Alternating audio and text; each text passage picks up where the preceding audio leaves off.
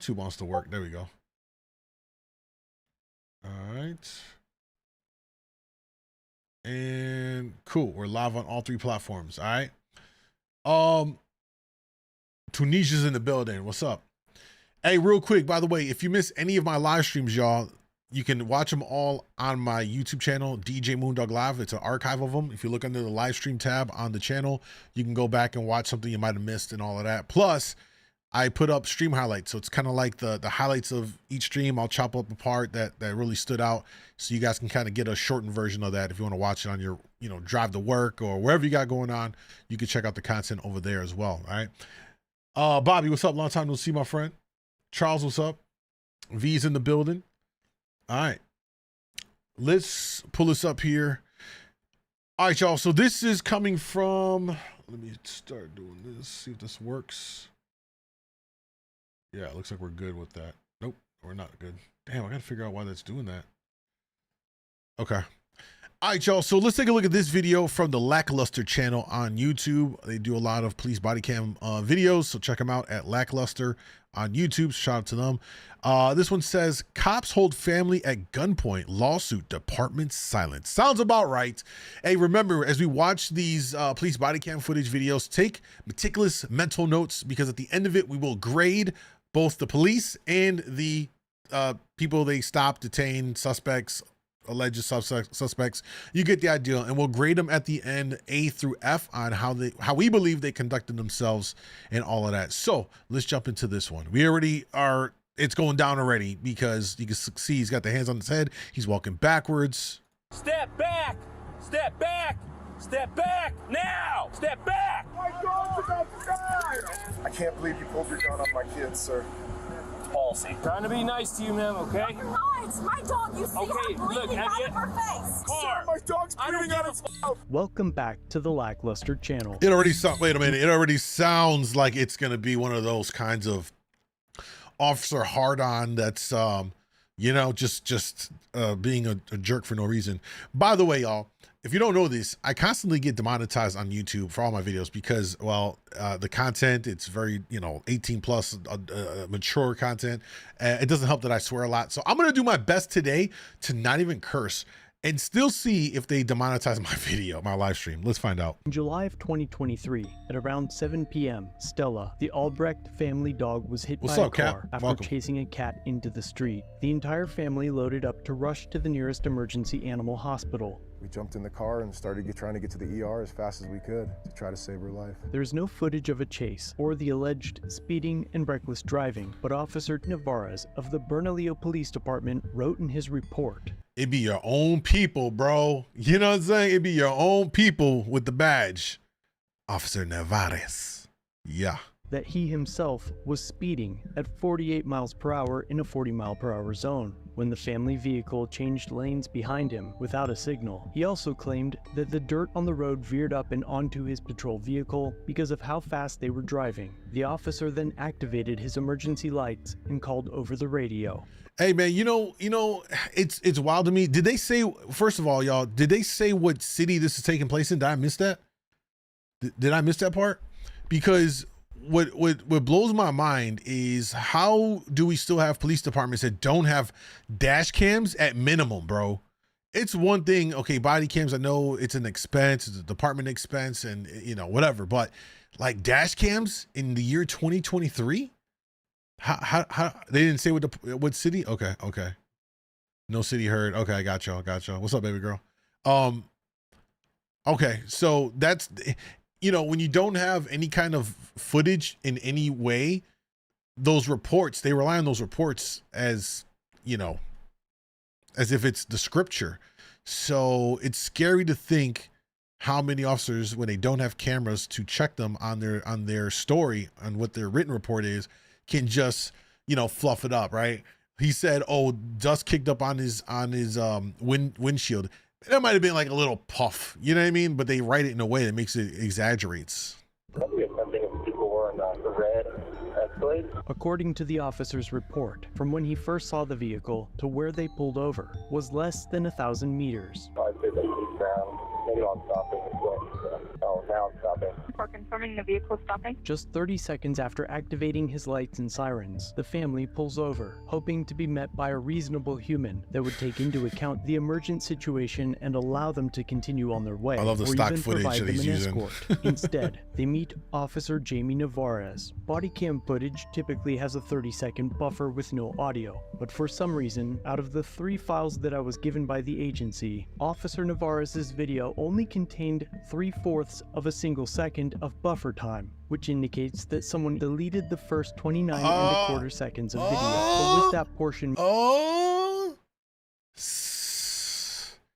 See, I don't know how they currently have those body cam things, but it should be that you get your body cam when you finish for your shift or some event happens, you go to a section at the department where you upload it and it goes to a third-party independent company that stores it, maintains it, archives it. If the police themselves have access to the recordings, like a master file.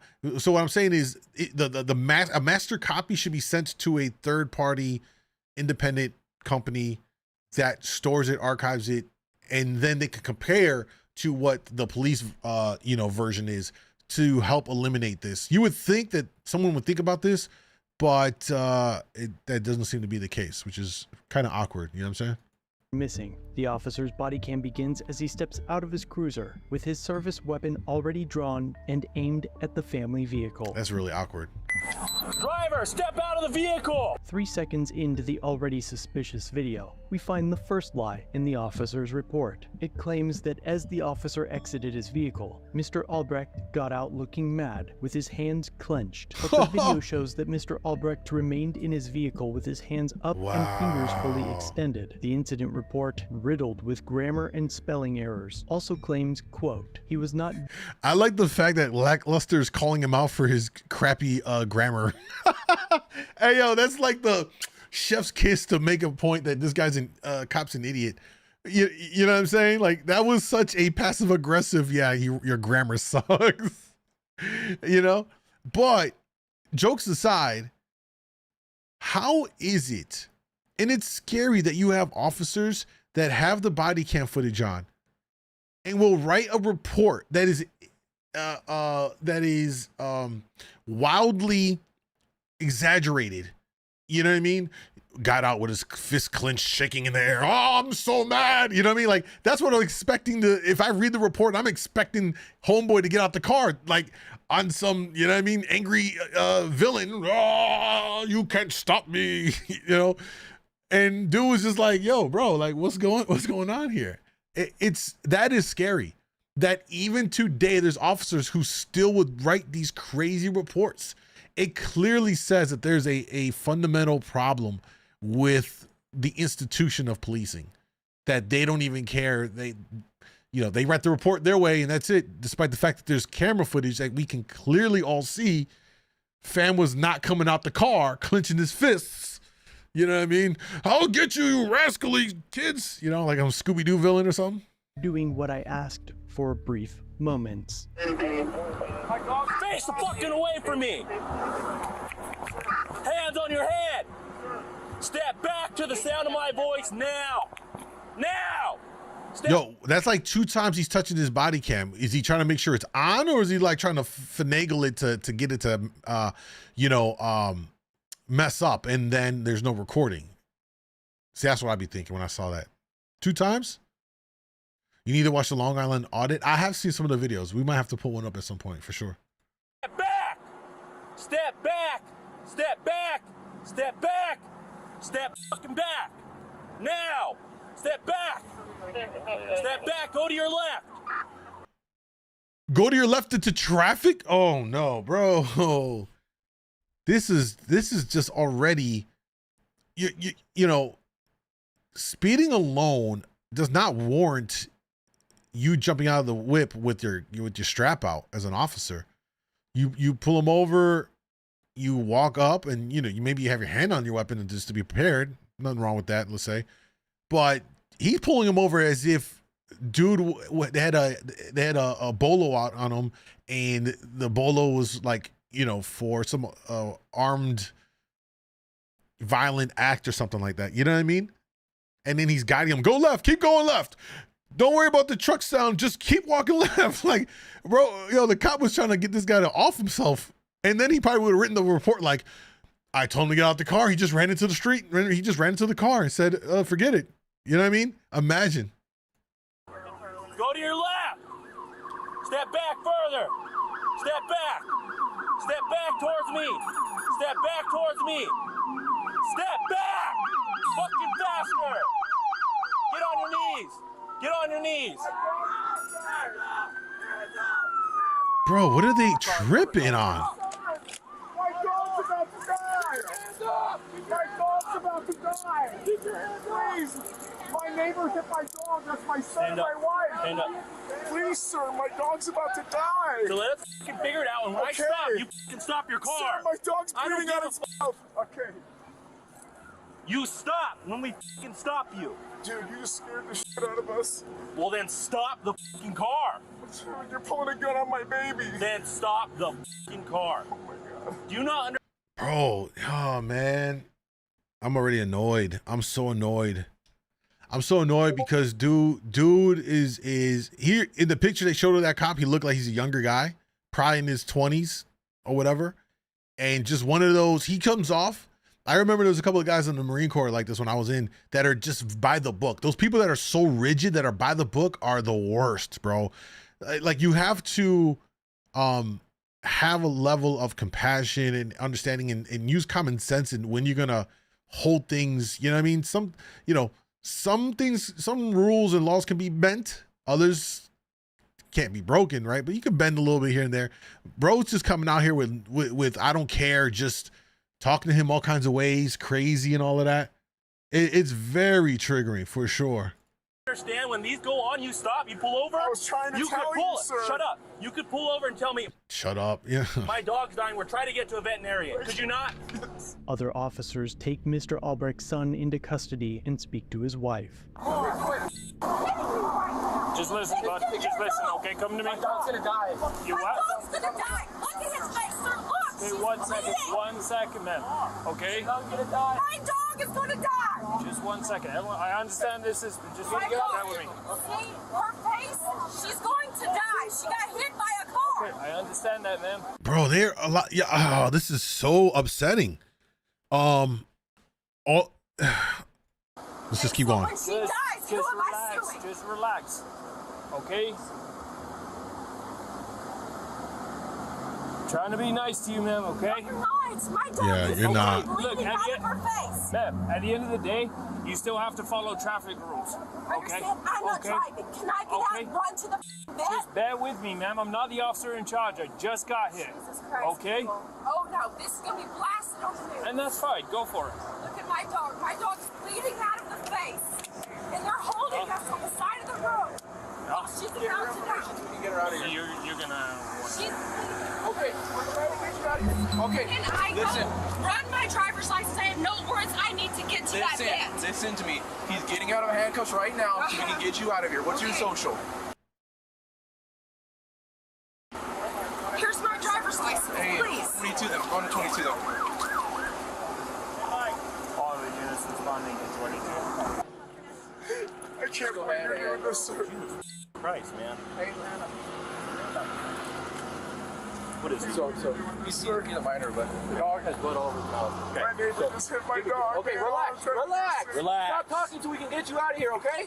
Trying to clear this. Bro, these cops are real. I'll try not to curse. I don't want YouTube to ding me. They're real. Yo, they're just real jerks, bro. You know what I mean? Like, where's the compassion?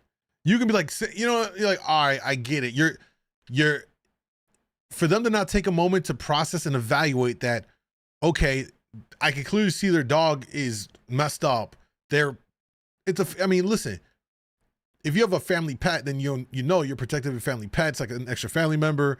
They're distraught. They're just trying to go and take care of their pet in an emergency.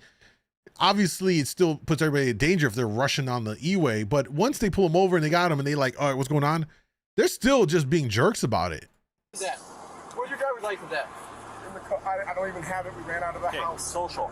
Let's get you out of here. To further the potential victimization of the family, the agency not only released their names, address, and phone numbers, they also failed to redact their social security numbers from the video. I can't believe you pulled your gun on my kids, sir. Policy. Oh, yeah, I hear you. When the vehicle's not You have stopping, your lapel cam on? it is on. Your car on? It's all on, Amen. buddy. You might It's want all. to charge me because I'm going to press charges. You can't, but okay. I can't. That's fine. That was totally unnecessary. All right. Hold Pointing on. your gun at me with no sign of a weapon? Really? Really? Get in the car. I hear you. Hey, Mike. I know what you want to do. After speaking with Mrs. Look at him. Albrecht, the officer in charge tells Navarez to release the family. Do you have your camera on? Yeah. Camera on? Go ahead and get back in the vehicle. Scott's complaining already. That's okay. Let him get out of here. If he wants to complain. Where's he at? Where's he at? Go ahead and get him. Yeah, get him out. Yo, what did they do with the body cams that they look like they switched body cams? Did y'all peep that? Yeah, I don't know what that social security thing is. I've never ever heard of them getting your socials. I really want to. Can we figure out what city this is? Obviously, what I've seen already is quite a bit of Spanish officers. Is it like Southern Cal or maybe like in the Southwest states or something like Arizona? This looks like one of them desert ass states. I don't know, but this is a very weird. I've never heard of that before. They just get your driver's license or whatever. And anybody in chat pick up where this is from? Maybe. Like look at the side of the police car. Do we have anything here? I can't see the license plate too good. Let's see. It's always out of. Okay, what's that symbol? Anybody here recognize this from your hometown? Please let me know below. Okay, does anybody recognize this from your local area? New Mexico? It sounds. Yo, Mood, where you been at? Yo, it sounds like it could be New Mexico. Yeah.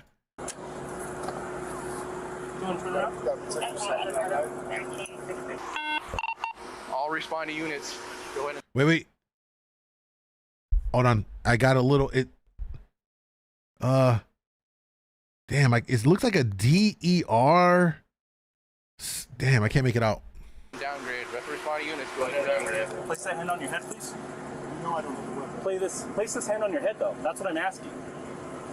You're something else. You're something else, sir. Do you want to go with us for failure to pull over, or do you want to get out of here? No, Which one do you want to do? Just let him do his thing.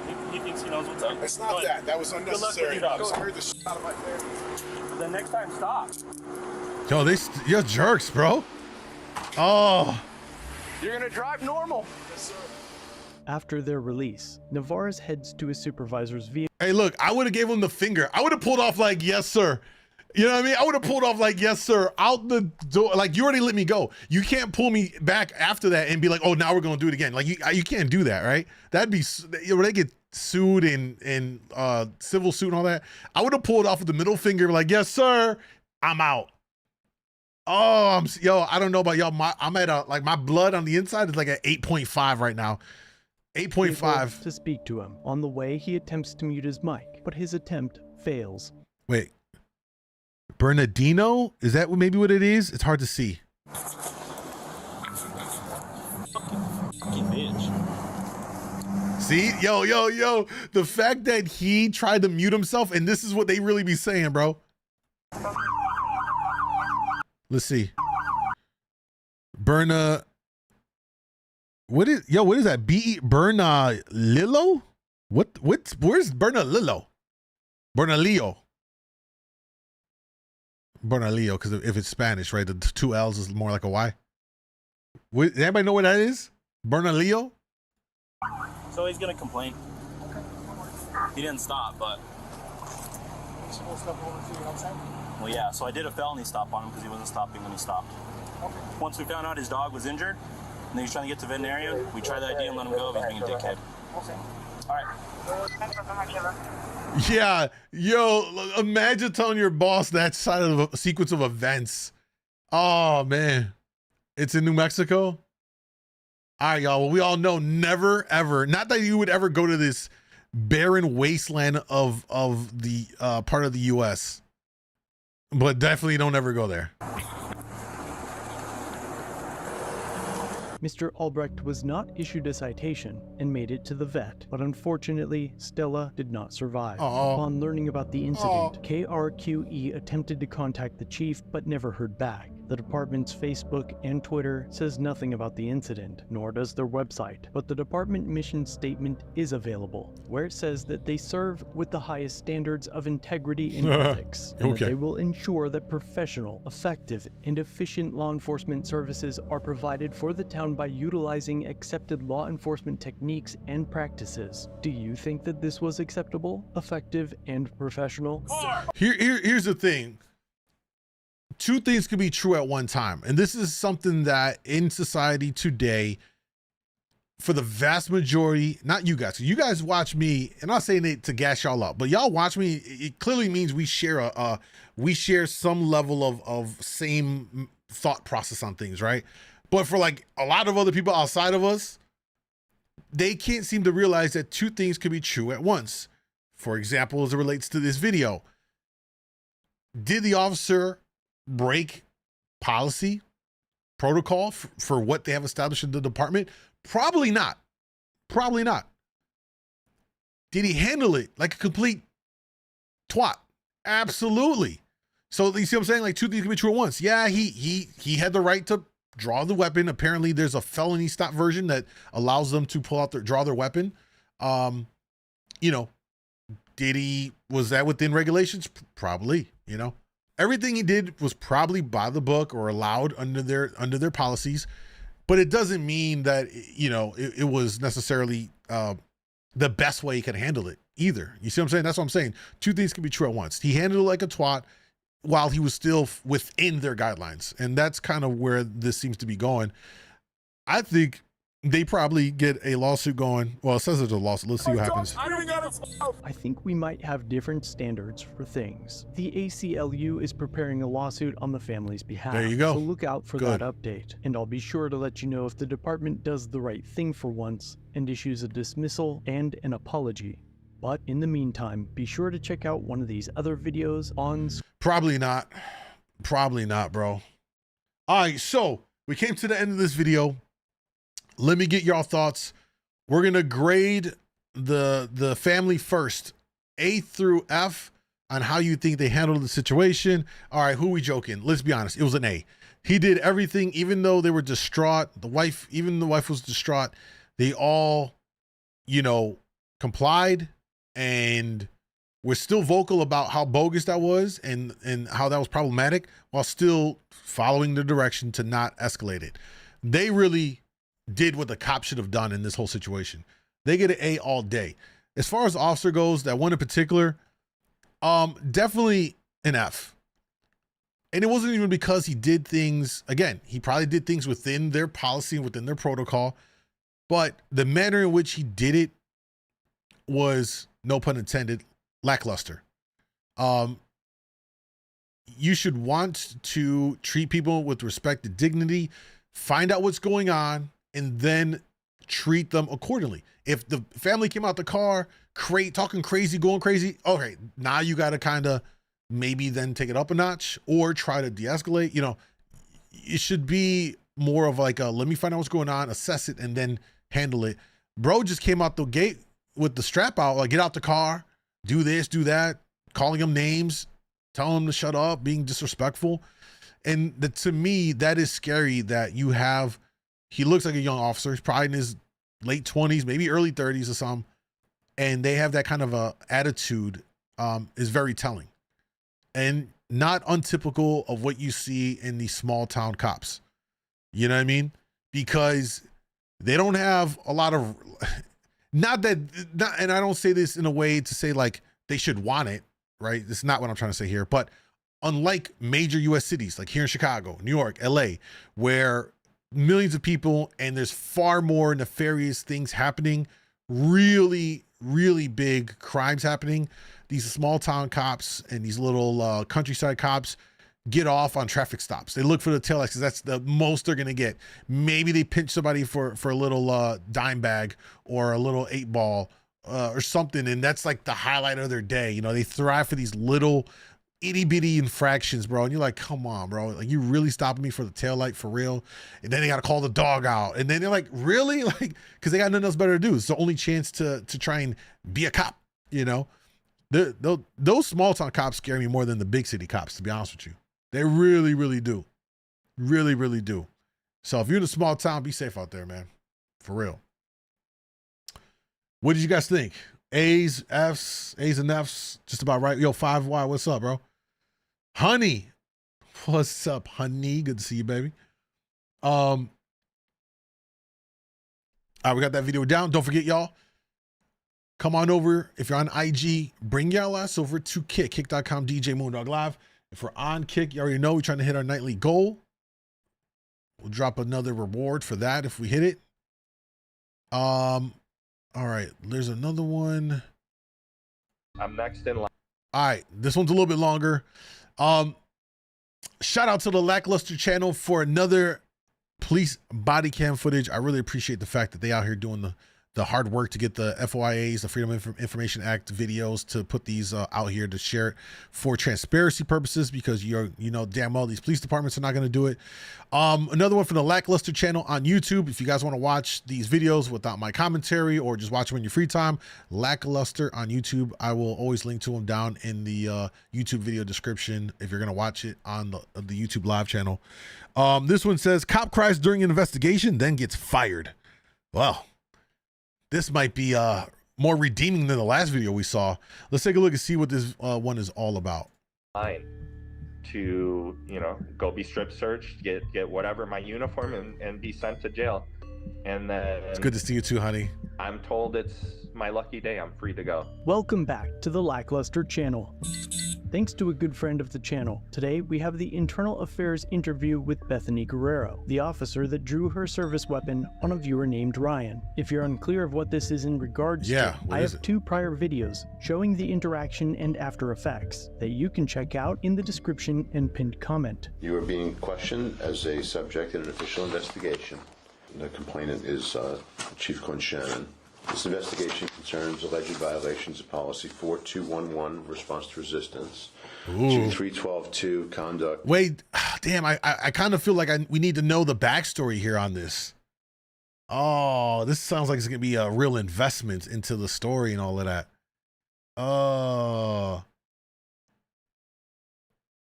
Look at audit the audit. Oh, I know. I watched audit. We haven't watched one of the audit videos yet. We might pull one up. Maybe not today, but we'll pull one up. Let's continue though. 23123, conduct unbecoming. 231614, using coarse or profane language to any citizen. The specific allegations are Officer Guerrero violated these policies in her handling of case 232514, which was a call received on May 9th of 2023. The evidence consists of 911 calls. Hey, I'm just gonna say it like this, bro. She looks like she walks around on the job with 2 straps on her, if you know what I mean. I'm just saying. She just look, you know, she goes into work with 2 straps. If you know, you know. Calls, radio traffic, footage from Sable Ridge Pool Clubhouse and parking lot. Oh wow. BWC footage from Officer Guerrero, Ayala, Carter, Stairs, Strzelecki, Valerio, and Walker. Before I get to any questions, I just want to put on this here. Your body cam footage. We got you in 4K. In response to this call, and again, just at the start, we're talking about 232514, which was on May 9th, 2023. What up, Brian? What's up, Savage?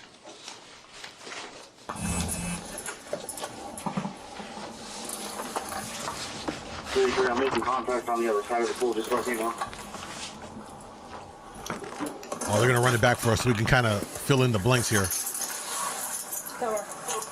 Wait, first of all, what we don't know is what the initial call was for, but more importantly, I think that's good. So now we can just look at what happens just off face value, off the interaction. So, you know, we'll see how this goes. What's up, Jonathan? Come in, how you doing? You hands out your pockets for me? I'm not the one.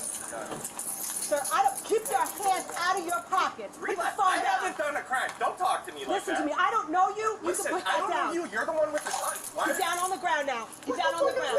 Get down on the ground. What the Because I told you not That's to reach for anything. I haven't committed a crime. You don't have any. Hands out to your I side haven't now. committed a crime. Now you can put your hands behind your back. You can't. Yeah, I mean, that is kind of wild that she was just off the rip, just no crime, and I don't know. This already seems like it's gonna go downhill. For what? I don't know you. I don't know you. You're the ones with guns.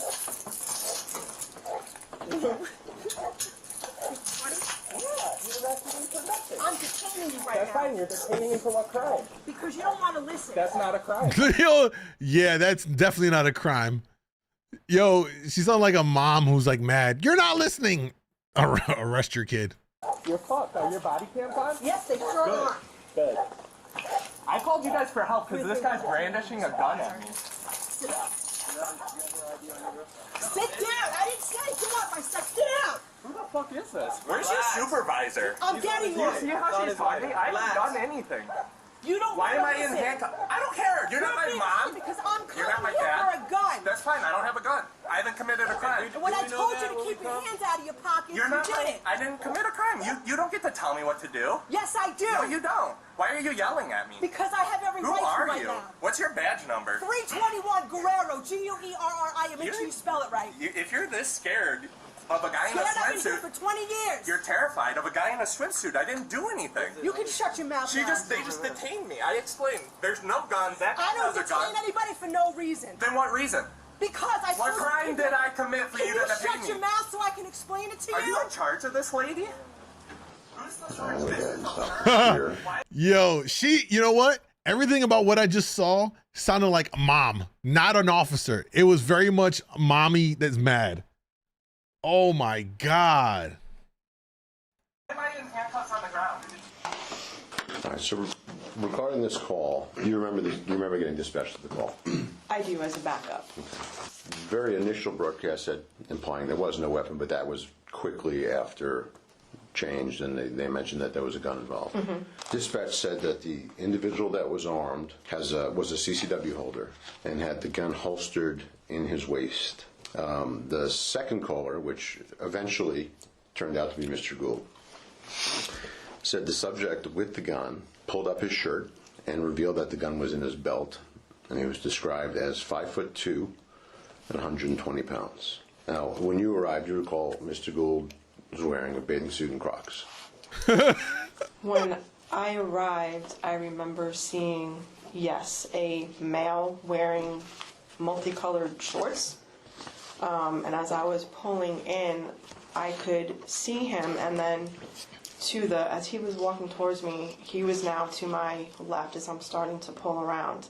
And just behind him, by where the stop curb was, I noticed a lump. I wasn't sure what it was at a time. If it was a shirt, if it was a backpack, if it was a towel, I wasn't sure. And the radio traffic was very confusing. I wasn't sure at first because as one of the last things I'm looking at, just prior to my arrival, I see, which I highlighted here in the notes, that the caller's been advised to show his hands at all times to the officer and keep his hands away from his groin area. So What's up, Roger? What's up, Moon? it became known to me later on down the road that there were actually three people. The three people that eventually were involved were all calling 911 at the same time, and each were speaking to a different dispatcher. I was unaware at that point how long Officer Valerio had even been there, because Officer Strzelecki was dispatched as the primary, and I was dispatched shortly thereafter as his backup. And when we were pulling into the parking lot is when I noticed Valerio's truck. So the last radio traffic I remember hearing was just 14, I'm 10-12 on the other side. I wasn't sure who he was 10-12 with. As far as I know, I'm arriving to a scene where I am not sure if we have a gun secured yet. And that was my understanding, arriving there, that I don't know where this gun is, because I never heard I have the gun secured, I have, so when I'm getting out of the car, I don't even respond to Valerio because I'm not sure who he's speaking of yet. And as I'm pulling up and putting the car into park, I'm still looking at him over the hood of Valerio's car as I get out. And I remember exiting just before Strzelecki because I saw Mr. Gould walking up. And at that time, my advantage point was I'm still trying to look over the hood of the car. And as I'm looking over the hood of the car, I could see the hands initially drop, which prompted me to say, hey, get your hands out of your pocket. At that time, I'm now moving around to the front side of Valerio's truck, still trying to maintain some position of cover, at which point he dropped his hands again to pull out what was a phone. Mm-hmm. Okay, so essentially, all of that blah, blah, blah, blah, blah. Turns out that she didn't really know what was happening in the situation. She went into it, and instead of coming out the car and asking him, hey, do you have a weapon on you? It was just more of, yeah, she just handled that wrong. Could have been different. They already said that the person it was a concealed carry weapon, which typically means a person that's carrying a concealed weapon. In what state is this? I don't know. Presumably, I don't know what state. Maybe it's a Texas or a Florida or something like that. Maybe it looks like Florida. They're going to be law abiding if they got a concealed carry. So I get the idea that you want to know who has a weapon, but I don't suspect that typically a concealed carry weapons owner is going to be wilding out when the cops show up. Like they're going to come after the cops type thing. you tell him to keep his hands from his pockets. Correct. Keep hands out your pockets for me. And it's about 3 seconds after that, he takes his phone out of his pocket. Mm-hmm. From that point on, you're still advancing towards him. Correct. And he makes no attempt after that to reach back into his pockets. I'm not the one with the gun. Sir, I don't keep your hands out of your pockets. Put the phone I down. haven't done a crime. Don't talk to me like that. Listen to me. I don't know you. Listen, you can put I that don't down. know you. You're the one with the gun. Why I mean, he got a little sassy with her too. You know, if we're gonna keep it a buck, he got a little sassy with her too. It was kind of funny. She was so hyped, she was already out of control. First thing is meant to grasp on the scene. Yeah, very true. Very true. You gotta have that. Rose up. What's up, man? Welcome. Down on the ground now. Get down on the ground. He has his phone in his hand. He has his phone in his hand. Out to his side. Out to his side. He at that point was listening to my commands, but then once I had gotten him handcuffed, he's still verbally resisting because he immediately went to verbally resist. I can't curse. I want to see if YouTube doesn't demonetize my live stream. Now's a good point to remind you all, come over on kick.com djmoondawglive or on YouTube djmoondawglive. It's for my live streams, most of them when I'm not on Instagram or whatever. Come through, follow, support, all of that. All right, if you rock with me, come rock with me. That being said, mentally, what? That's a new thing? Sorry, not mentally, verbally resisting. We as society are coming up and getting too smart for our own damn good. Like all these terms that you come up with stuff, you know, like they have terms for everything these days. And I swear to God, a lot of times they make it up to just validate some fictitious thing in their brain. Verbally resisting. Imagine cop says, Moon, put your hands on your head. I will not do it. Never. You'll never get me to ever do this. Takes 5 steps backwards. Nope, not gonna do it. No. You know, and you're doing it, but they're, you know what I'm saying? Like, what?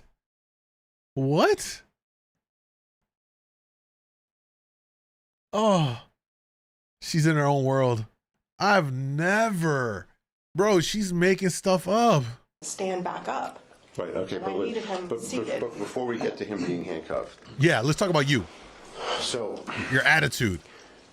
Officer you order Mommy. him to keep his hands from his pockets. Yes. He takes his hand, takes his phone out. He's holding it to his side. He didn't listen to the first command. Okay. From that point to the time you drew your gun on. Mm-hmm. Wait, Jonathan said on Instagram, my wife always verbally resists. Touche. 8 seconds. Okay. In that 8 seconds, he did not reach for his pockets.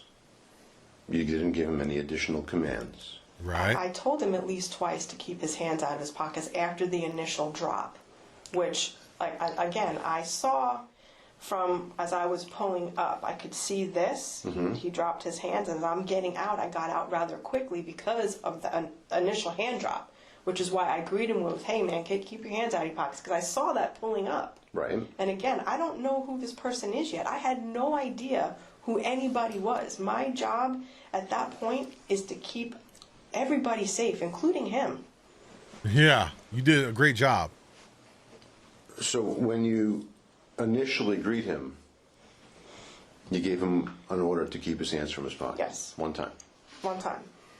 And then he 3 seconds later, he takes his phone out. He goes back into his pockets to retrieve the phone, at which point I said, "Hey, I told you to keep your hands out of your pockets," and I drew down on him because, again, I don't know where this gun is at. Okay, but that... Did she realistically think he was going to... Where did she think the gun was going to come out of? Guys, here he is. Short of being butt nizzy. Oh, it's so hard for me not to curse right now and say what I want to say. Short of him being butt nizzy, this is like the next closest thing. It's just, he's got hoochie daddy swimming trunks on, bro. Literally. Where would the gun be at? Up the crack of his butt?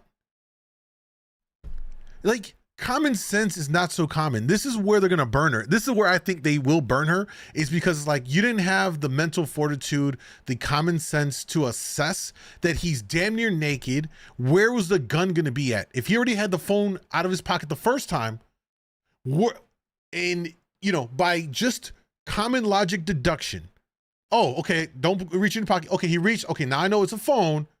Sir, please, do you have a weapon on you? That would have been my next question. Okay, sir, I asked you not to reach for your pockets. Do you have any weapons on you that I need to know about?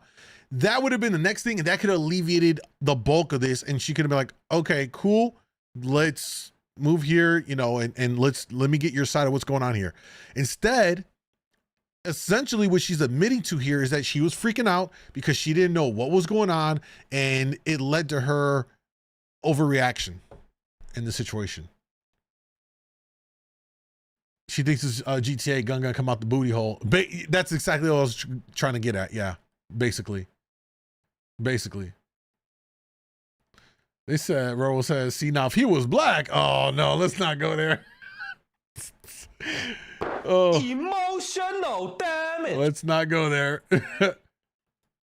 I said, "Hey, I told you to keep your hands out of your pockets," and I drew down on him because, again, I don't know where this gun is at. Okay, but so we have 8 seconds in between when he took his phone out of his pocket and when you drew down on him. Okay. And in those 8 seconds, the phone was out of his pocket. He made no other attempt to go back into his pocket. Right? The IA investigator going in. From my vantage point, I saw his hands drop. I don't know what else he's going for. I don't know. When did you see his hands drop? So, from my vantage point, before I even got out of the car, I saw this. I saw both hands disappear, which prompted me to say what I initially said to him. Right. But after that, you had a clear field of view because we all are watching your body cam, which means you were in fact positioned in front to capture that. Huh? Well, she over here skating harder than Tiffany Harding right now, trying to put on this show. As he disobeys that command and goes back into his pocket again and pulls out the phone, he's now saying to me, "Well, I'm not the one with the gun. I don't know you. I don't know who anybody is at this point. I'm trying to secure a scene." Right. That's my focus at that point, and it's never easy when you know that there is a gun out there. That is the knowledge and mindset that I had at that moment. There is a gun unsecured because I did not know any other information as far as what Officer Valerio, who he talked to, who was actually the suspect. And I'm still keeping an eye on what that object was over there. I don't know if he's going to try to... He captioned it, "It's a towel." Yo, Lackluster really be slick with the jabs in these videos. It's subtle, man, but I appreciate the jabs. It's a towel. To run back to that, I don't know. Right. I just have to get him on the ground. But he didn't give you any indication that he was going to run for that or make any. I didn't give him enough time to do that, though. Right. That's, hey, Hey, oh, I wish I had that sound, but like, the IA investigator got her checkmate right there. Because his argument can be like, well, you didn't get no time because you rushed into judgment. You rushed through this whole sequence of events. You didn't assess properly. She is essentially just admitted it fault right there. You know, I didn't give him time to. I just acted. I was frantic. You know, very much probably what his suit is claiming, that she acted irrationally and was excessive and yada yada yada. Because after he took his phone out of his pockets, 8 seconds later, you drew your gun at him and ordered him to the ground. I did. So you agree, though, that from the time he took his phone out of his pocket, he didn't defy your commands after that. He didn't make an attempt to reach back into his pockets. I was attempting to control the scene to make it safe and get him secured. Okay. It was your belief that he could have been armed? He could have been, yes. And you... Where? Bro, who... Palm Beach Gardens, yeah, Florida. This is another. This can be very controversial, but it's definitely gonna. It's also factual that from a lot of these videos we watch, when it's a female officer interacting with a male suspect, male whoever, like citizen, right? Until they're proven guilty, right? Just say citizen, whatever.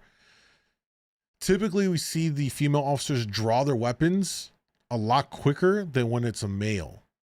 And a lot of that stems from, if the man is, you know, bigger than the woman, then there's that whole, you know, disparity, physical disparity there.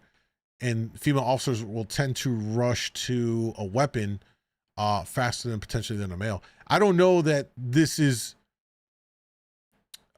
there's data to support this. I'm strictly basing it off of all of these police body cam videos that we watch, just off of noticing like observations. I would love to see if there was some kind of data. In fact, y'all, for those of y'all that are data nerds, please dig it up and DM it to me. Get in my Discord. You can get my Discord link by coming over to kick.com. djmoondawglive is pinned in the IG chat. Type ! Discord to join it and share that info with us, because I just have a sneaky suspicion that this may be a representative, like more widespread across policing, that female officers resort to going to their weapons quicker than their male counterparts. When a female officer is dealing with a male citizen / suspect or whatever, because you have the physical differences. You know what I mean? She was like, where's the RPG? Moon giving out homework. Exactly. Because I don't want to do it myself. It's a community effort. We're all in this together. We're all invested in these videos, y'all. I need some of y'all to help pull some of this weight. Goddamn. I'm the producer, the on-air talent, the researcher. I'm the one-man band man. I need an editor. In fact, if somebody out here that does editing, you cold with it, please reach out. I got to put a story post up there to try and recruit an editor. Help make this process a lot quicker for me. She found them on Google Maps. Poorly trained officers are quick to draw weapons. Absolutely.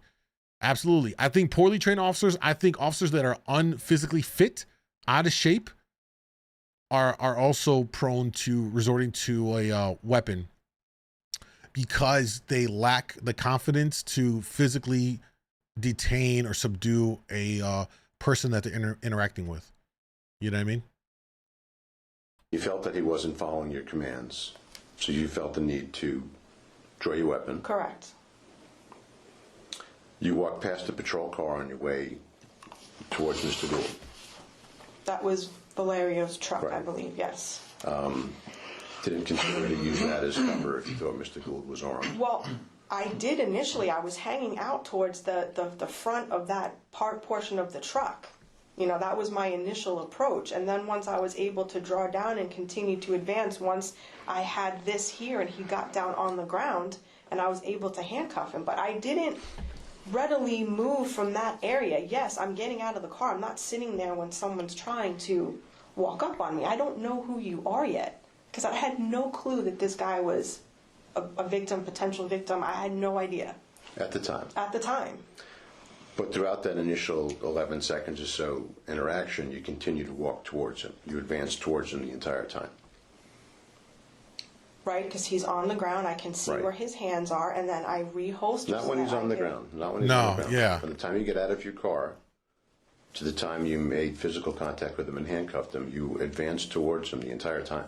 Okay. No, So that's there's not. no- That's not an okay. That's a yes. It's a fact. Don't say okay. She getting real defensive now. Real defensive.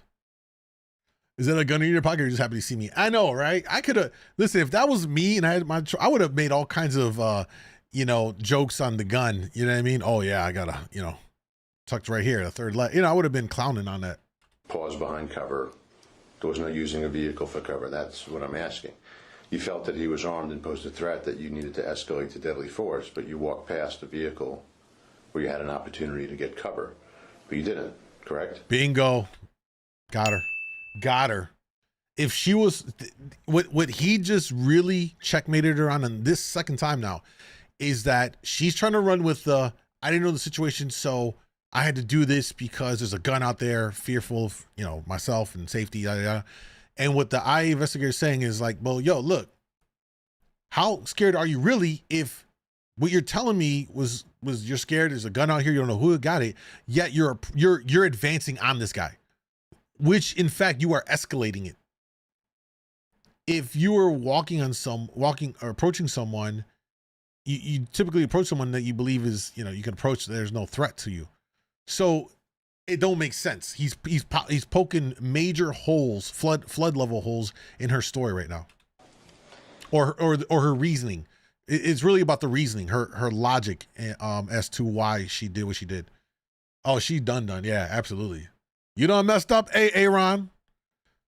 Now you got to turn over both of your straps to the department. I'm sorry. I mean, yeah, but again, like I said, in my mindset at the time, she's fumbling so hard. That's nerve-wracking. That's uncomfortable. I'm trying to do the best that I can at that point to make a scene secure. Nope. I'm not saying that the last thing I'm thinking about is cover, but I'm trying to prevent an incident. You escalated. A potential incident. She escalated it. Now, you handcuffed him, Mr. Gould. I did. At any time, because it's not clearly visible on video, was he searched? At that time, no. Okay, why not? Yo, Legless is a troll. Again, I was still trying to maintain some type of control because he was so verbally aggressive. I understand he was handcuffed at that time. However, he was attempting to stand up, and I needed him seated. He was considerably taller than me. See, there it is. There it is. And this is why I am a believer that it is a hard sell for women to be police officers. Because if they interact with a man that is physically bigger, it gives them in their mind the justification to resort to more escalated use of forces because of this disparity. And I'm not saying that it's wrong. They got to protect themselves, but it's going to lead them to running to the gun first and kind of like mirror what her attitude right here. He was taller than me. I had to control it and yada, yada, yada. And at that point, I needed him sitting on the ground. I don't know why his initial reaction was to want to get up or verbalize to me, I'm going to stand up. No, I'm still trying to take control of my situation. All right, so he was laying on the ground, Mm-hmm. and he was handcuffed. Correct. And I rolled him over. You rolled him over, Mm-hmm. and you instructed him to sit up.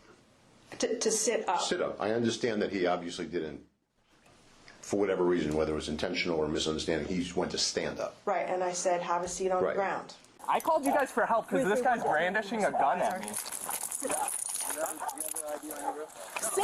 I didn't say get up. I said sit down. Who the f is this? Where's your supervisor? I'm getting Do you one. see how she's talking to me? I haven't done anything. But you said that he was trying to get up. You didn't search him because you're trying to control him. Mm-hmm. But he wasn't trying to get up until you rolled him over and told him to sit up. Right, so he was listening to that command, but, That pause is like, I know it, I messed up. They done got me. to me, that just seemed like it was a confusion where she rolled him over and was like, all right, sit up. And he just naturally thought to get on his feet. And so I don't think that he did that as a way to like defy her. That was probably just a misunderstanding. But then her reaction again is like over the top. Sharina, what's up? Long time. I needed him rolled over. I no longer wanted him on his stomach. I needed him to sit up. Okay. I don't know this person. I don't know if he's taken something before, if there could be drugs or alcohol on board. It wouldn't be out of the realm with, you know, individuals we have to deal with. And in my mind, I'm trying to just go through the best checklist I can. Your checklist is pretty bad. Couple of comments out here I thought was interesting in here. Honey on YouTube said, man shorts were thigh highs and she didn't search. Yeah, there really wasn't much to search. That's the whole point of it. Like, my man, short of being butt naked, is about as naked as you can get. I mean, he had Hoochie Daddy swimming trunks on. Like, you know what I mean? I mean, common sense ain't so common, but God, you would think that some of these officers would exhibit some common sense, some street smarts, in assessing a situation here. You know, because there's only one place where anything could be on this guy. It's in his butt crack. That's it. One place. Nothing in the waistband. Anything in the waistband is falling to the floor. It's falling right through his pants, right through his leg, right out the other side. That's it. You know? Roger on YouTube said, IA's job is to get you fired. She was scared and was abusing her authority. Yeah, she was definitely overzealous. And I think it's important for cops to be very even keel in their interactions. If they have to escalate, they only do so in response to an escalation by the person they're dealing with. And the biggest challenge for officers, I think that what makes a really good officer is temperament and their ability to not make it personal. That's a hard one because a lot of officers, it's in human nature to take things personal. And that's how you get these officers that start cursing at you, talking to you crazy, thinking they're, you know, above the law and overzealous and all these things. Whereas officers that have a temperament for the job and don't take it personal, they do what they need to do to contain the situation or stop the situation, de-escalate or secure a situation. And that's it. And we've seen some good examples of these officers in some of these videos we watched where, you know, an officer will tussle with the suspect to detain them, to get them up there. And then once they got them backed up, they're like, hey, are you okay? Do you need anything? They just treat them, and it might sound counterintuitive, but they just treat them with a baseline level of respect once they're detained. It's like, listen, I'm just gonna, you know, are you good? Do you need medical attention? Have a seat here, please. What's going on? You know, and you could just tell there's a difference. Under the stress that I was put under at that time to try to make a scene safe. Okay. What I'm trying to understand, though, is you felt that he posed a threat to you. There's a gun involved in the call. You don't know that he's the one with the gun or not. You draw your weapon on him and order him to the ground because there's a likelihood you believe that he is armed. Or somebody or something. Yes, I do. Well, I would imagine it's him because if somebody else is armed, there's no need to point a weapon at him. Correct. He was the only one right there in that immediate area. So, bro, just watching this video, she looks like she's scolding him like it's her son. That's the problem with it. You know what I mean? That's probably what it all stems from. She just seems irate and mentally unstable. Like she can't control her emotions to handle the job in with the right temperament, as I mentioned, and not make it personal. She literally watch her, y'all. Look at her hands going out there. Same things that a mother does when her kids are acting up. You know what I mean? Very motherly vibe. The individual that you point your weapon at and then handcuff because you believe is armed is prone out on the ground and he's never searched. Okay. That's correct. That's correct. Yeah. Okay. So at what point should you search them? In the conversation that I think the reason why the investigators asking her about you didn't never search them is because the whole beginning of this interview, she's saying how she was fearful. She didn't know where the gun is, you know, all of this stuff. And he's like, well, okay, now that you detained him, are you not going to check him for the gun that you've sat here for the first 16 minutes of this interview basically using as a scapegoat for your actions. Bro, he's checkmating her. She don't even know what's happening right now. She's oblivious to the fact that he's just been like, check, got her. Got her here, got her here. Because her story is falling apart. If she was truly worried about the weapon, why didn't she, once she secured him, check for the weapon? She didn't. They were just chilling right here. That's where I think he's getting her at. Followed. Now he's handcuffed. He makes an attempt to get up. He sits back down. Oh, she's crazy. Have you made any effort to de-escalate that situation? Here we go. Yep. Nope. It was difficult for me to initially try to further de-escalate when he was continually yelling and screaming at me back. I haven't done anything. You don't Why am wanna I in listen. handcuffs? I don't care. You're not my being mom. because You're I'm not my looking dad. for a gun. That's fine. I don't have a gun. I haven't committed a crime. And when I told you to keep your hands out of your pockets, You're not you did it. I didn't commit a crime. You don't get to tell me what to do. Yes, I do. No, you don't. Why are you yelling at me? Because I have every Who right to are right you? now. What's your badge number? 321 Guerrero, Guerreri. Make sure you spell it right. If you're this scared of a guy in a I've been here swimsuit for 20 years. At that same time, and I... Yeah, her whole story, oh, it's so annoying how they try and spin it. He was yelling. He literally just played the clip back of her yelling at him. You can't make this up. You can't make this up. People be just lying, bro. Lying. You get caught in 4K. They got the footage. And how are you going to try and spin it? I watched my video back over again and again and again because it was at this point I was not feeling well. I was not feeling right. I was experiencing 11 seconds of audio was removed here. Bethany is likely referring to her medical emergency that happened while she was on scene, which required her transportation to the hospital in an ambulance. Note that medical conditions can happen at any time, but in the IA report, Officer Strzelecki said that he and Bethany were joking around before the call, describing her as jovial and calm before arriving, and that she only became agitated from Ryan's verbal prodding. Sergeant Glass would later describe her as tight, like an overload of adrenaline was in her system, and that she seemed like it was beyond her control, and described her demeanor as clearly mad or angry. Still trying. So was she having like a panic attack? Or maybe she realized when he started saying this stuff like, oh no, this is all recorded, I'm done for. She just lost control. Lost control. And you know what's even worse about this is she had a partner with her and he never stepped in. You know, that's another part about this that bugs me is both of them came up together, her and her partner, and at no point do the partners check their other person that's wilding out. They just be letting it ride.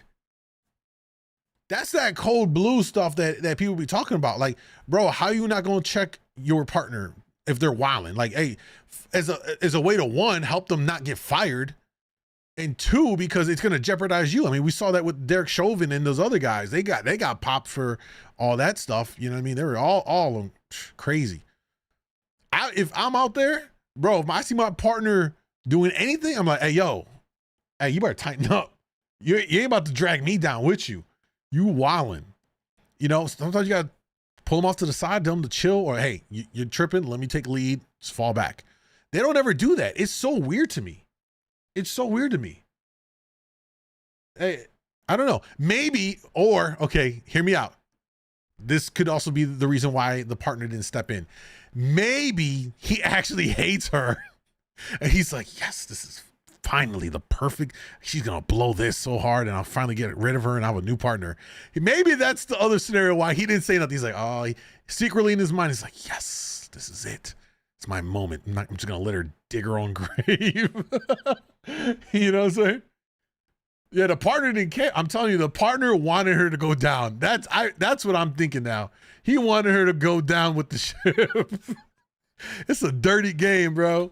Maintain him. I got him yelling at me. I got other people arriving, and you know, I'm not myself at that moment. Hey yo, she said she's not herself. I got the answer. Hold up, chat. I got the answer. I got the answer for her.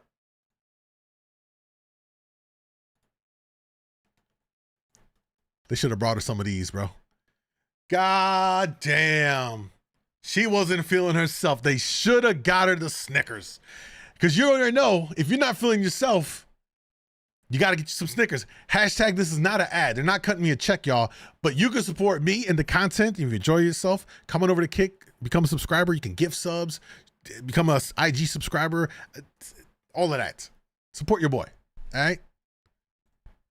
She needed a Snickers. Who knew that all of this could have been avoided if she had a Snickers? Damn, that's crazy. You know what I'm saying? Because I'm like, what is happening to me? How do I, verbalize this, that I'm having an issue, that this guy is still yelling and screaming. I'm still trying to maintain. He was not yelling and screaming at her. She's just making stuff up. At that moment going on. You recall the things he was yelling? Just like, I don't have to listen to you. You're not my mom. That's not yelling. Why am I in handcuffs? I don't care. You're not my mom. Because I'm You're not my coming dad. here for a gun. I didn't do anything wrong. I just remember a few times, I don't have to listen to you. What am I under arrest for? And I initially explained that he was being detained. But the further, I was being met with the resistance, he met the statute for resisting. Again, because I couldn't even get to the point of trying to identify. You don't even have a baseline for the detainment to then make it into a resisting charge. That would get thrown out of any decent prosecutor's office. Like, what is, man, get this off my desk. I got real stuff to deal with. That is so dumb. By who he was, because the verbal aggression just continued. Once he was handcuffed and on the ground, or on the ground and then handcuffed, had he been searched and no weapon found, how would that have changed the outcome of that interaction? I'm not 100% sure because I still have an unknown with that item over there by the towel, guys. It's the unknown towel. Holy hell. Holy hell. It's an unknown towel. And yet again, after she arrested him, she didn't search him for any weapon because she's still talking about how she didn't know and it was important. And this is the predicating factor on her whole behavior. And she still didn't even go over there to go check the towel out to then eliminate that. There's something over there. That's where her story's falling apart. It's a trash story. The parking stop thing, and I understand it's not physically on his person if it could be there, but it's still relevantly close. So who checked that item out? I don't even know or remember. Did you direct anybody to check that item out? I don't think I did.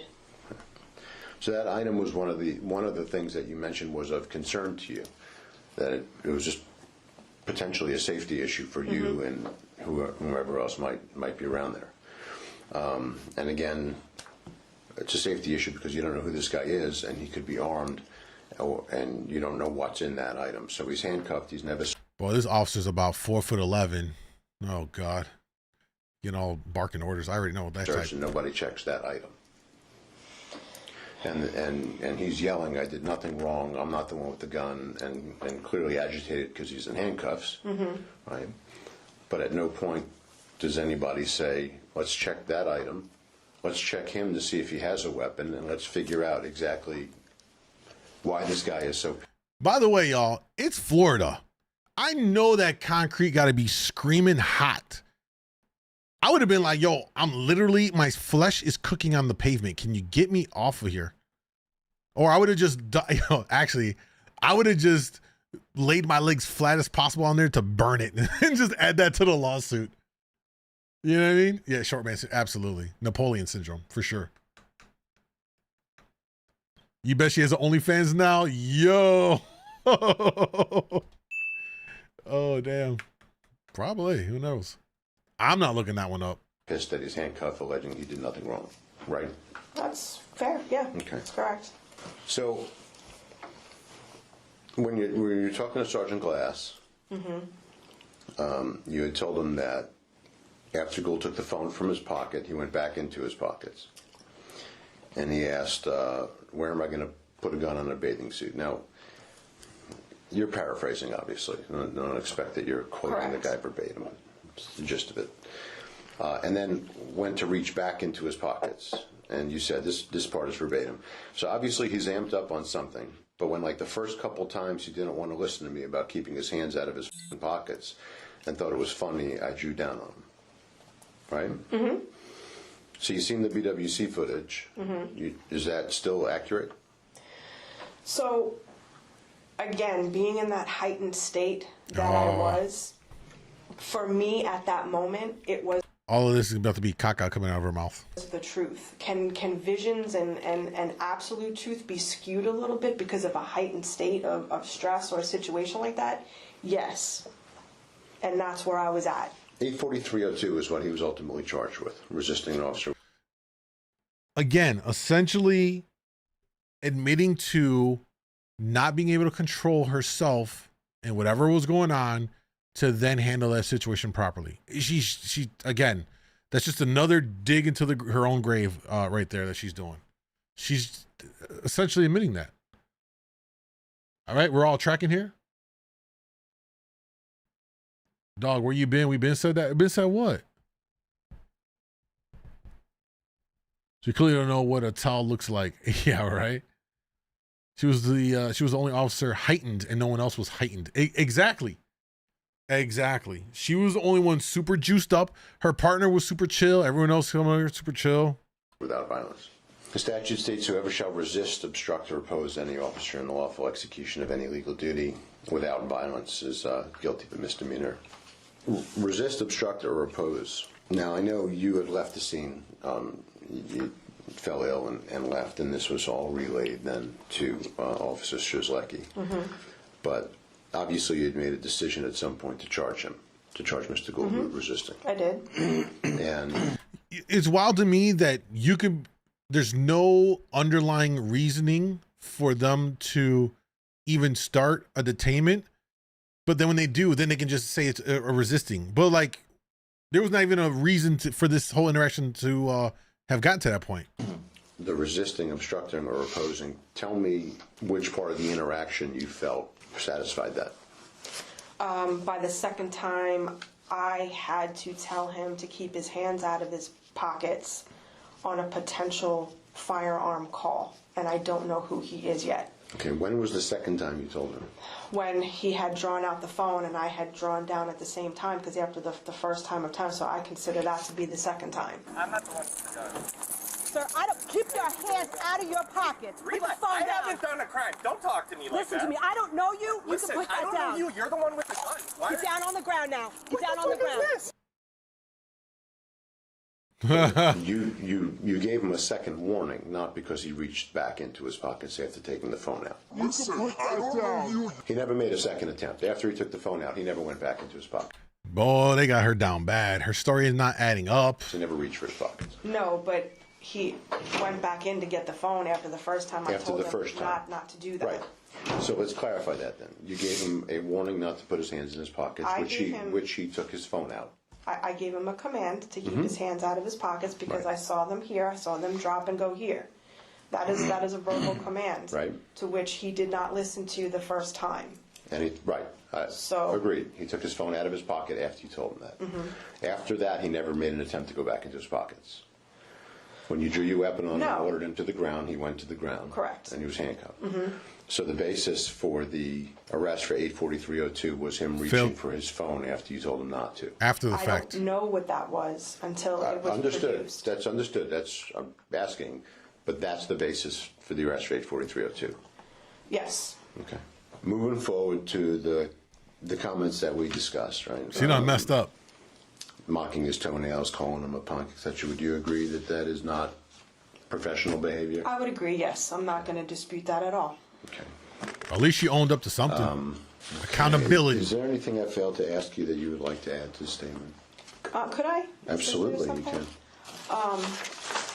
Obviously, I had reviewed thoroughly everything that was presented to me, to include listening to the statements that were provided by Sergeant Glass, Sergeant Beeth, Officer Strzelecki, and Officer Valerio. I had taken note in Sergeant Beeth's statement that He had come to the Oh yeah, it's gonna be a hospital civil suit. Absolutely. several hours after I had been there, and it was already. The rest of the interview has various redactions. Up to today, they have refused to produce a single record for me. This audio was obtained by Solo Yacker, and the written report was given to me by a reporter with the Palm Beach Post, Miss Hannah Phillips. The videos are from Ryan and other sources. I have since sent a final request for all records, and if they are not released, I will pursue civil action against the agency. However, from the report, Nice. Sergeant Beef met Brittany at the hospital, where she asked who took Ryan to jail. She was told that Officer Strzelecki did, and replied, "Good. That guy needed to go to jail." But Sergeant Beef told her, no, he didn't, and that he had taken Ryan home. It then appears that Bethany was told how much trouble she was in because of this ridiculous incident. I couldn't help but notice when he was talking about the potential discipline that I could be sustaining from this incident. He had also taken the opportunity to let me know that Mr. Gould had been unarrested. I was not aware of that, and I was surprised when he was making the statement that he was speaking to me in the hospital about those issues, or what I consider to be a sensitive matter, especially when it's concerning discipline in a public emergency room. There was 2 other officers and my spouse there while he was saying these things. The audio is redacted. She's trying to get her boss dragged in trouble for this. Bro, yo, just hold your L and take it all. Oh, she makes me sick. Ugh. You know what I mean? It's like she knows she got busted. She's like, I'm gonna try and take somebody down with me. He disciplined me in public. Well, you're a grown ass person. Like, what are you crying about? God damn, that makes me sick. Acted again. To listen to potential disciplinary actions that are going to be taken against me in front of her and 2 other officers, to include the woman who was to my left with a curtain drawn, who recognized his voice and called out his name, Dennis, was enough for me to know that that is able to be heard by everybody there that was there. So when I did ask him, as my supervisor and someone I've known for 20 years, what's going to happen, what's going on, I found it disheartening to hear him laugh. That after I did get out of the hospital several days later, that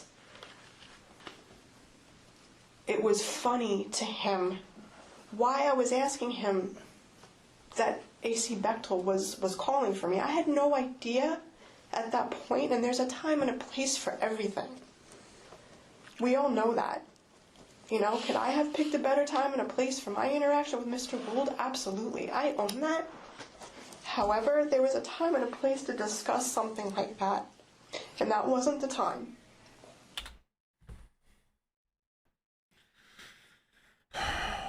I'm trying to decide whether or not I want to go there with this. It's just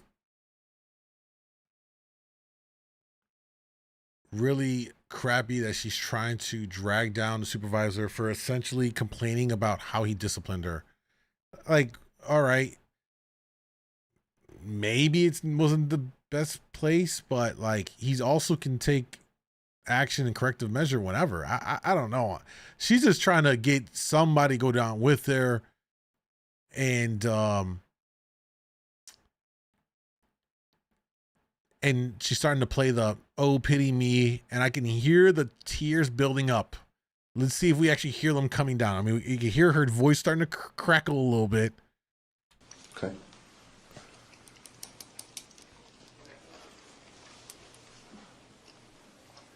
I have been Roger on YouTube said, "You disrespected and abused a citizen. Girl, bye." Yeah. Moods kicks at wow, MF, wow.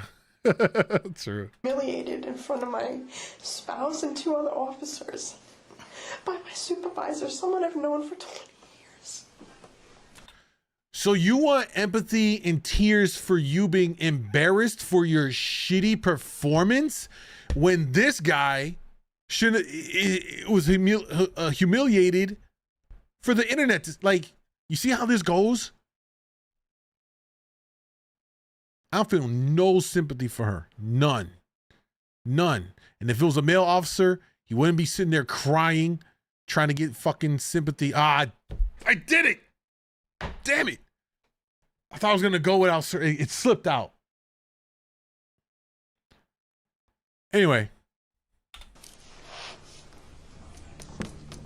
Note that it appears that Bethany is crying because Sergeant Beath told her how she may be disciplined, but just moments before, she also told the investigator this. So when I did ask him, as my supervisor and someone I've known for 20 years, what's going to happen? What's going on? It sounds like she asked and he answered, but didn't like how he answered and is trying to use it to her advantage. Right. To be fair, we don't know because we weren't there, and because the department redacted this portion of the interview, which now continues.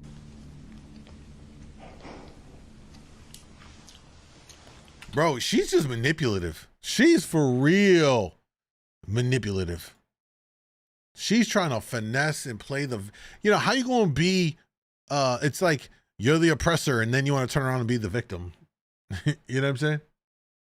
Not to mention embarrassed in front of his neighbor. Yeah, embarrassed. The whole internet. We watching this guy get embarrassed. You know? Oh, shit. It's just disheartening to hear how funny that was to him.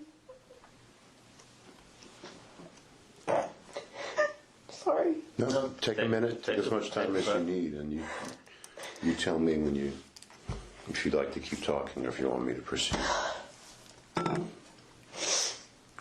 Putting on a show, y'all. Same thing with Sergeant Glass. I was really...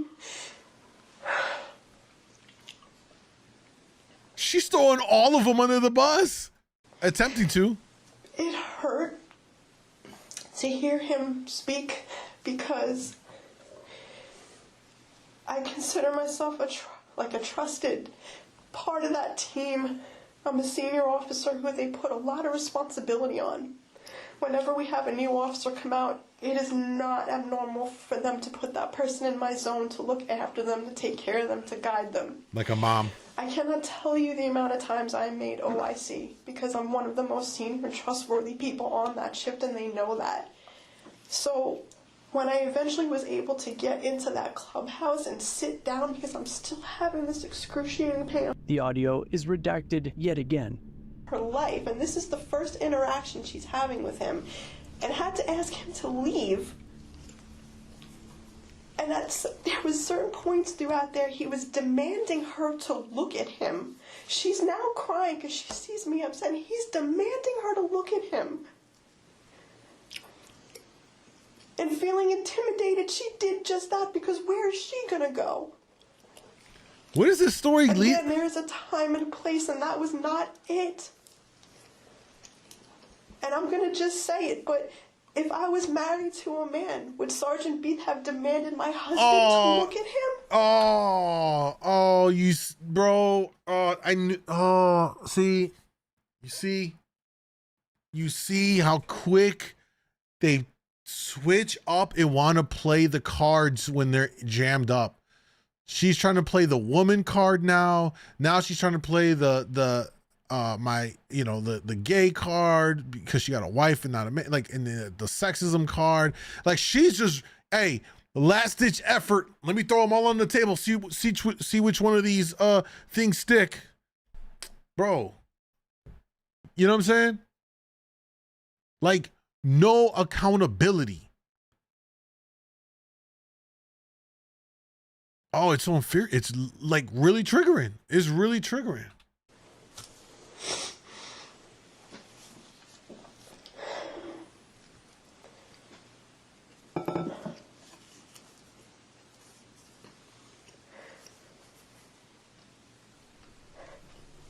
This is a woman that day. A final redaction, and upon returning, her union rep steps up to ask a couple of leading questions. And take what's mine. I've never not. By the way, the unions, I am generally for unions, but the police unions, oh my God, they are 100% not for the people. Not that you would expect them to be, because their job is for the union, for the police. But the things that they fight to put into these CBAs, the collective bargaining agreements, whatever cities that they, are in or whatever. For instance, here in Chicago, the police union CBA, a lot, especially in terms of when it comes to disciplinary matters, it's amazing to me, and it might have changed from the last time I saw this is some years ago, but they fight to have verbiage in these contracts that says, things like, if an officer's, let's say investigated for some kind of crime while on duty or whatever, that you can't release their names to the public. You can't do this, or we have to investigate them, or even better. And I might be off on this a little bit, but it's something to the effect, last time I checked anyway, where if an officer's involved in like a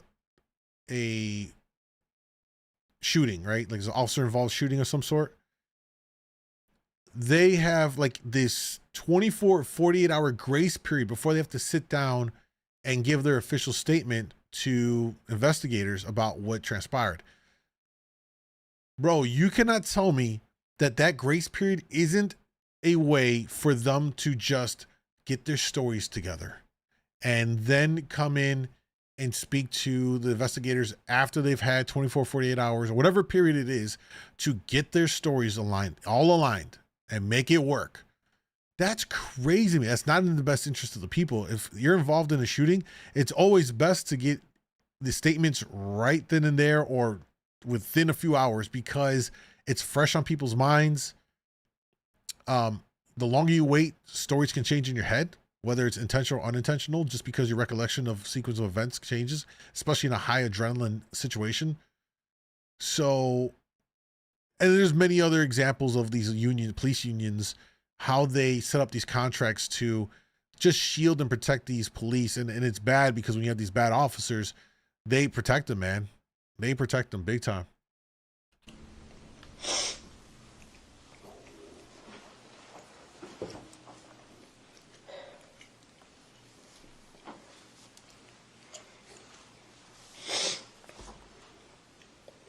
I have one last question, but I don't want to cut you off either. If there's anything you want to express before I go to that.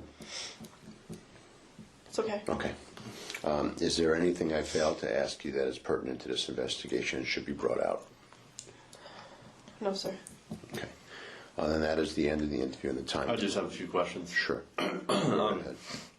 Sergeant Grossman asked you that the basis for the resisting without violence you talked about. You already got into that. I'm not going to ask you to repeat that, but also one of the bases was the fact that the underlying call was an ag assault firearm, correct? Yes. So you had that knowledge when you were arriving on scene. And so you've already testified to this multiple times, but you get there and he already didn't follow your initial. By the way, if you're just trying to follow along, this is now the union rep asking her questions for the record to lead her and clean up. And good luck, right? Because she really just fumbled this, but he's going to try his best to get her to clean up some of this stuff. Lawful command, right? Which was don't go in your pockets. Yes. He then reached in his pocket, took something out, which turns out was your phone. Is that accurate? Yes. All right. You've never met this guy before? Never. You don't know what he's capable of? I do not. You have no idea what's perhaps in his other pocket? I don't. Okay. Ultimately, you did the best you could with the information you had at the time, right? Yes. All right. I have any other questions? Okay. We want to clarify, though, that the call was not an aggravated assault. It was a disturbance, and it was mentioned that one individual lifted up his shirt and showed the firearm. Well, that's fine, but in your head, knowing that, there's a gun on the scene. There's a firearm on the scene. Okay. Someone's calling because someone showed a firearm. See how they're trying to finesse it? Damn you! I hate the unions. That is the end of the interview. The time is 9:51. That interview concludes, And as we know now, Bethany was fired. There's still so much more to this story, but I remain at the whim of Palm Beach Gardens police, though I was the first one to break the story and second only to Ryan to ask for the records. I still have received nothing. I'll let you know what happens next, but just in case PBGPD continues to unlawfully refuse the release of these records to me, be sure to check out Solo Yakker's channel and some of Hannah Phillips' work at the Palm Beach Post. I removed some portions of this interview, but Solo Yakker is posting the entire video. His channel, as well as Hannah's and Ryan's, will all be linked below. Hey, man. Hey, Lackluster doing the good Lord's work with these videos, man. Hey, again, it's important, y'all, to watching a lot of videos to support these folks. He's doing a lot of work to get these information, man. It's like pulling teeth. They don't want to freely give it, even though it's law. They drag their feet. They redact stuff. It's a lot. So check out Lackluster on YouTube. Shout out to Lackluster for these a lot of effort in these videos, so we can see and talk about these crazy situations. You know what we like to do at the end of any of these videos is grade the officer and grade the civilian and or in this case victim. I think it's safe to say we're gonna give the guy essentially an A. I mean, he didn't do anything wrong, any of that, right? He's getting an A. And as far as her grade, you know, definitely a D. And I know for a fact that she doesn't like the D, but that she earned that D in this one for sure.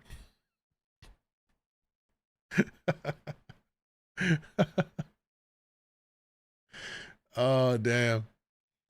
All right, let's keep it moving, man. Damn, it's already 11. Wow. Let's see here. All right, we're gonna watch one more from the Desirable Truth. I got a couple videos, the button video and all of that, but y'all on IG and on YouTube, we're gonna kill those streams after this one, so that we can watch those over on Kick, because I can't watch them on these other platforms because they're gonna get dinged by these other media companies because they're jerks. So with that being said, let's take a look at another video from the Desirable Truth on YouTube. I like his channel. Check him out, man. He does a lot of dope street interviews. Probably some of my favorites of all these folks that do these street interviews. So let's see what we got for today. They are in Brickell, Miami, which is a very, I guess it's like a popular high-end area of Miami. So let's see what we got. Oh, that reminds me, not synthetic D. Ain't nothing like the real thing, baby. Guys, if you're on IG, YouTube, and all of that, make sure you follow on kick.com, djmoondawglive. Where are you from? I'm from Fort Lauderdale. Okay.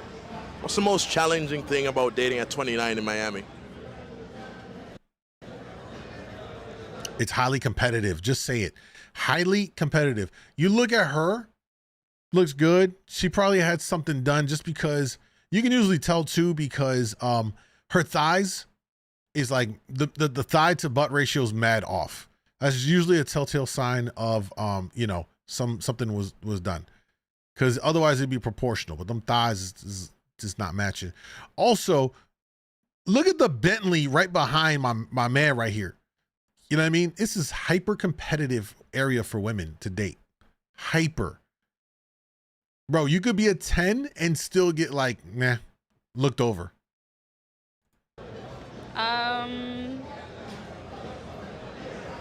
When you have nothing to offer. You or the man? The man. Okay. I feel like men these days, like, you have to like pretty much ask them what's their favorite lip gloss, because they just want princess treatment. What gives you that idea? Wow. They just want you to like chase after them. They want you to like be the one to initiate conversations. There's like no like real men anymore. Should a man not be chased and admired? No, they should be chasing. Okay. What gave you that mentality? I think maybe my upbringing. What about it though? Please elaborate. A man should be a... You notice like they be saying this shit, man, and they can't elaborate. You never can get an elaborate, concise, coherent explanation. They just be saying stuff to say it. and can't even back it up to a point where it's like, all right, if you back it up, I'll give you props. Like, I acknowledge it. It's valid. But like, where is it? Man, I don't know. Yeah. Is there a difference between pursuing and chasing, though? There is, 100%. Which, by the way, guys, always pursuing a woman, never chase. Completely different things. Completely different things. Don't ever chase. Pursuing is vastly different. It's like the same thing. Yeah, they're like the same thing. No, they're not. So how do you show a man that you value him if he's always chasing you? If I actually want him, then I will make the time for him and give him attention. But if he's not giving me that initial attention, then I'm good. Let's say I wanted to take you on a first date. Would Chipotle and a walk in the park be fine? No. Why? Why not? Here we go. I don't know. Exactly. I have to go inside. Well, exactly. Can't answer it and just wants to dip off. I'm at a 9. I might lose it, y'all. I might lose it. Because my issue with this is, how are you going to hold some belief in something and then cannot explain or justify why you have that stance? It's absurd. It's absurd. I'll respect, like, here's the thing. If a woman has that position, I should be chased. Okay, and she can explain why, and at least if it's coherent, and at least she can explain her reason. I might not agree with it, and that's fine. We don't have to agree. But goddamn, I'll at least respect you to be like, all right, you want to be chased for X, Y, and Z? All right, at least you got, in your mind, a reasoning for it. Cool, I respect it. I don't agree with it. I don't believe it. I wouldn't do it. But hey, listen, not my life, your life, right? I'm just curious, though. Yeah, no. She's trying to duck. What would you prefer? We have friends waiting. Look at her. Well, at least tell me what your preference would be. Just something like more. What? Like, expensive. Spend money on me. $500 minimum. God damn. I don't know, just something nicer. Like upscale, maybe like Sexy Fish or Komodo? Yeah, for sure. Okay. No. I have to end this though because my friend's waiting for real. But we just started. I know. Are you? She ducked you, bro. She couldn't handle that smoke. Well, you heard it here first. Welcome to Brickell, Miami, Florida. Is it better to be single or in a relationship? It depends what stage of life you're in. Right now, I prefer to be in a relationship. Right now? I wouldn't want to be single. I'm 23. I'm about to go into medical school and like build my career. So I like being in a relationship. Hey, yo, she already sounds like a keeper. 23, thinking like that? She like, look, I want to be out here in these streets. I got something going for myself. I want a man to ride with, bro. Just give me a man to ride. I like this. Initially. Let's hope that she doesn't derail this and change it by the answers to the rest of these questions. You don't think you're in your prime right now? And I'm not in my prime, but like it's better to like have fun with someone with you than to be like go out by yourself, I think. Okay, so it would be better to settle down for you at 23. Yeah. As opposed to when you're like 33. But that's just like the culture that I was raised in. My mom got married when she was 19. So I'm late right now. Not really late, but like it's not out of the ordinary. I know that nowadays it's like people get married like later on, which is fine. But for me, 23 is a good age to settle down. She definitely from a Latin family. I mean, you can hear it in the voice, obviously, but that's very much still part of the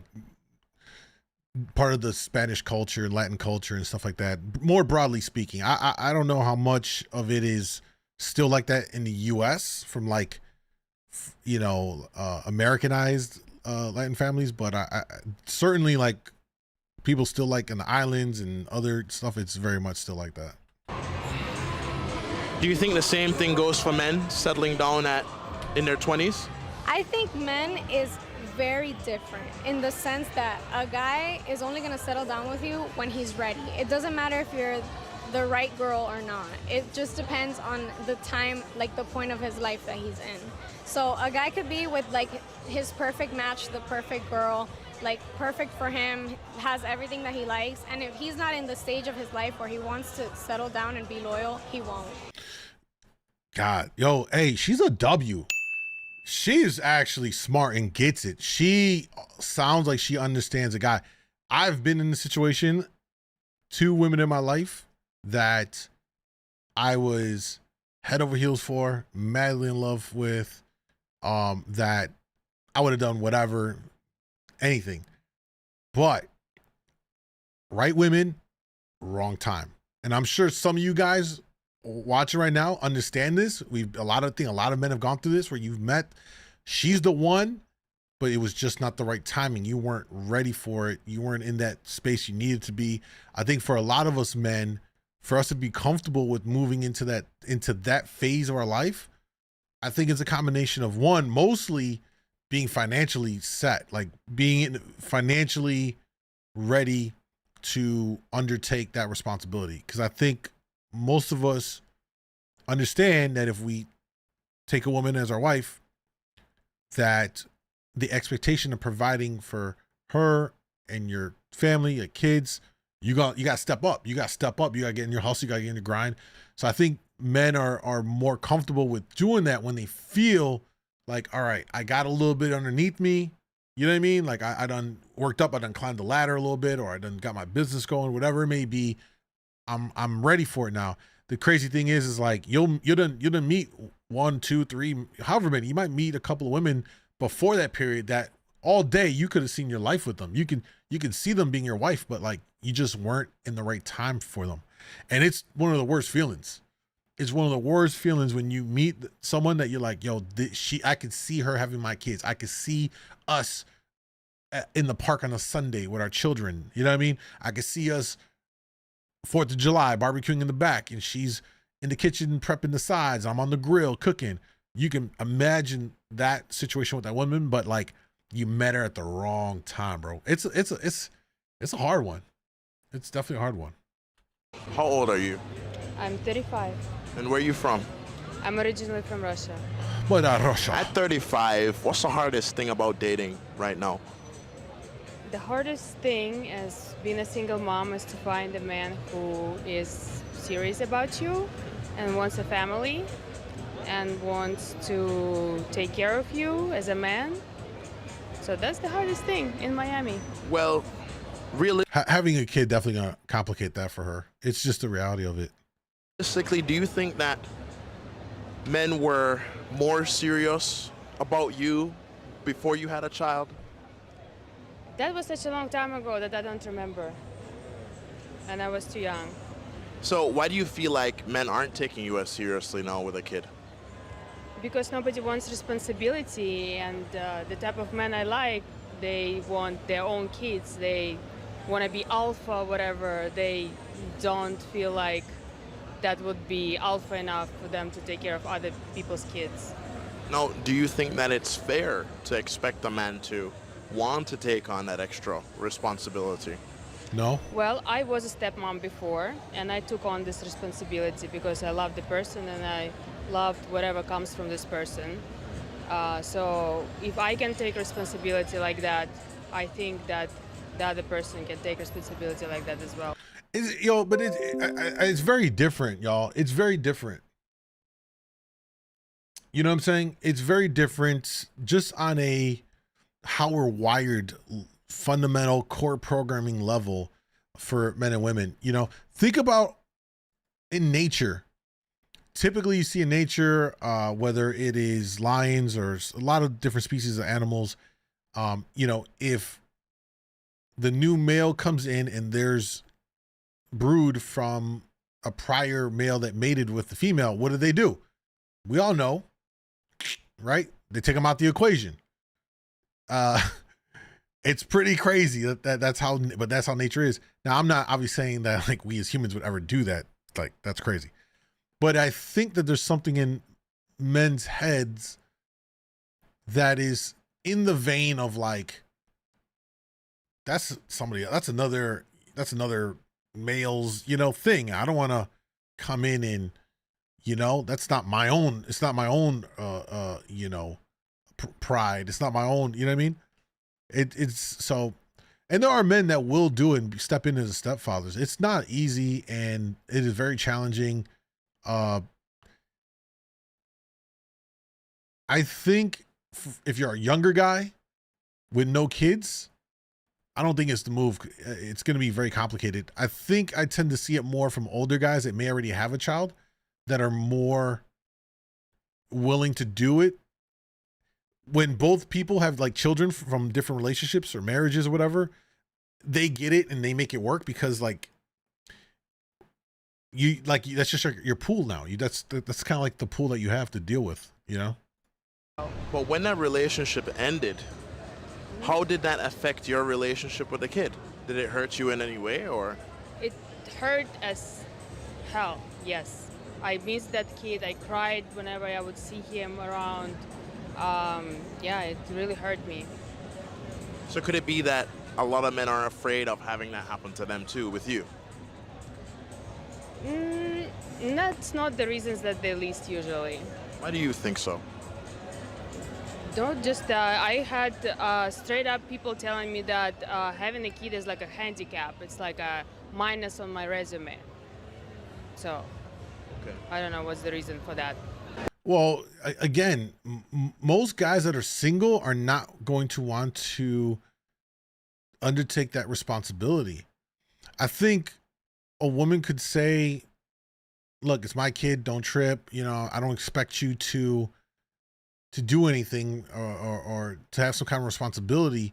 But the truth is, if you're with someone for long enough, you inherently do, right? Like imagine, all right, here's the situation. Like imagine I meet Shorty. She got a kid. She's like, you're good, Moon. Don't need trip. It's mine. You know, don't worry. And I don't expect you to do anything responsible for it. And I'm like, okay, bet. I'm gonna hold you to it. Cool. So imagine eventually it's like 5 years down the road. You don't think like we go to a restaurant and I'm gonna be like, oh, dinner was so amazing. Don't worry, babe, I got you. And like, well, what about, you're not gonna pay for his bill? Like, no, hell no. You said I'm not responsible. I'm not paying for his bill. Like it ain't go, you're gonna end up paying. You're gonna end up doing stuff. So they say it, but like you're still gonna get held in. You're still gonna end up paying at some point for that child. The reality though, jokes aside, the problematic part in that is that if you're not the biological father and if you're dealing with a younger child, adolescent, teenager, and they're out of pocket and you try to get into disciplinary mode and, you know, and do what a father should, right? You know, that's part of a father's role with the child is to be the disciplinarian when it's called for.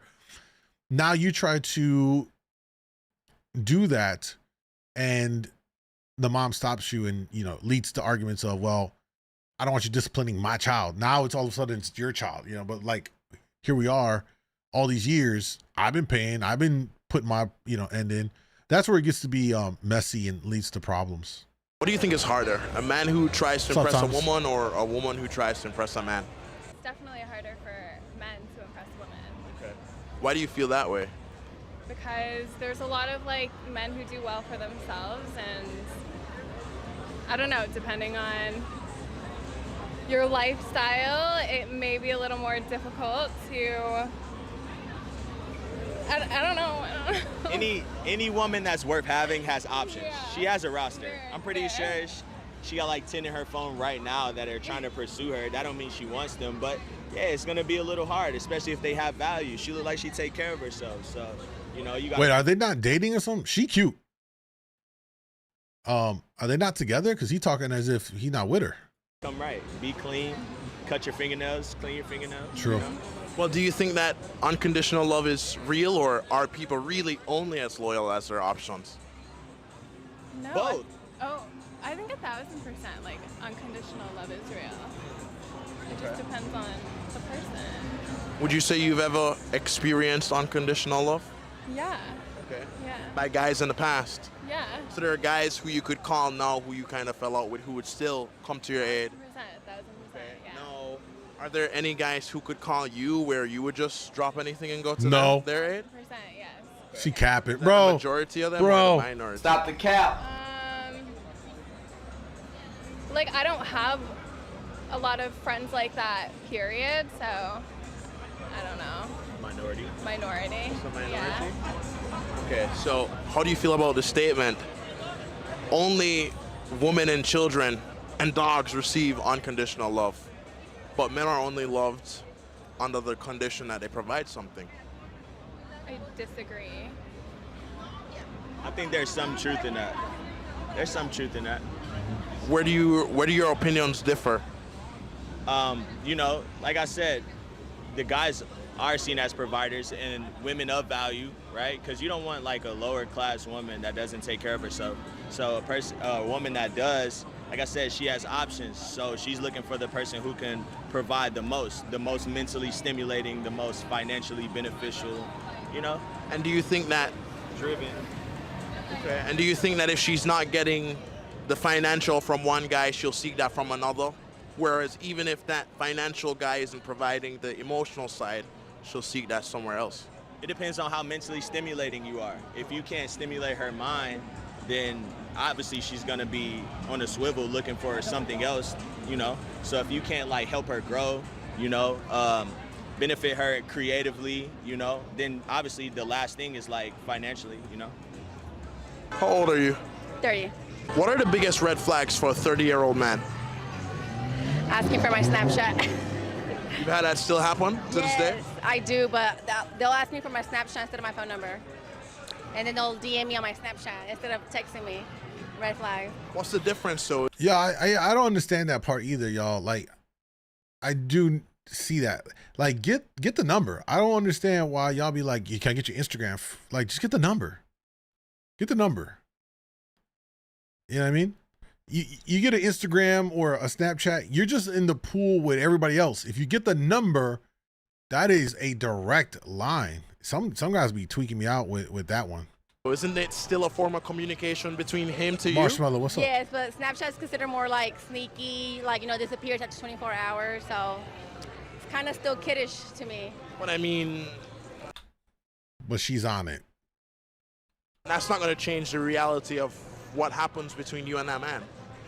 True, but it kind of gives insight of what is going to happen. What's another red flag? Oh, when they say fight. Blanco said on IG, chicks will give you only social media and not the number.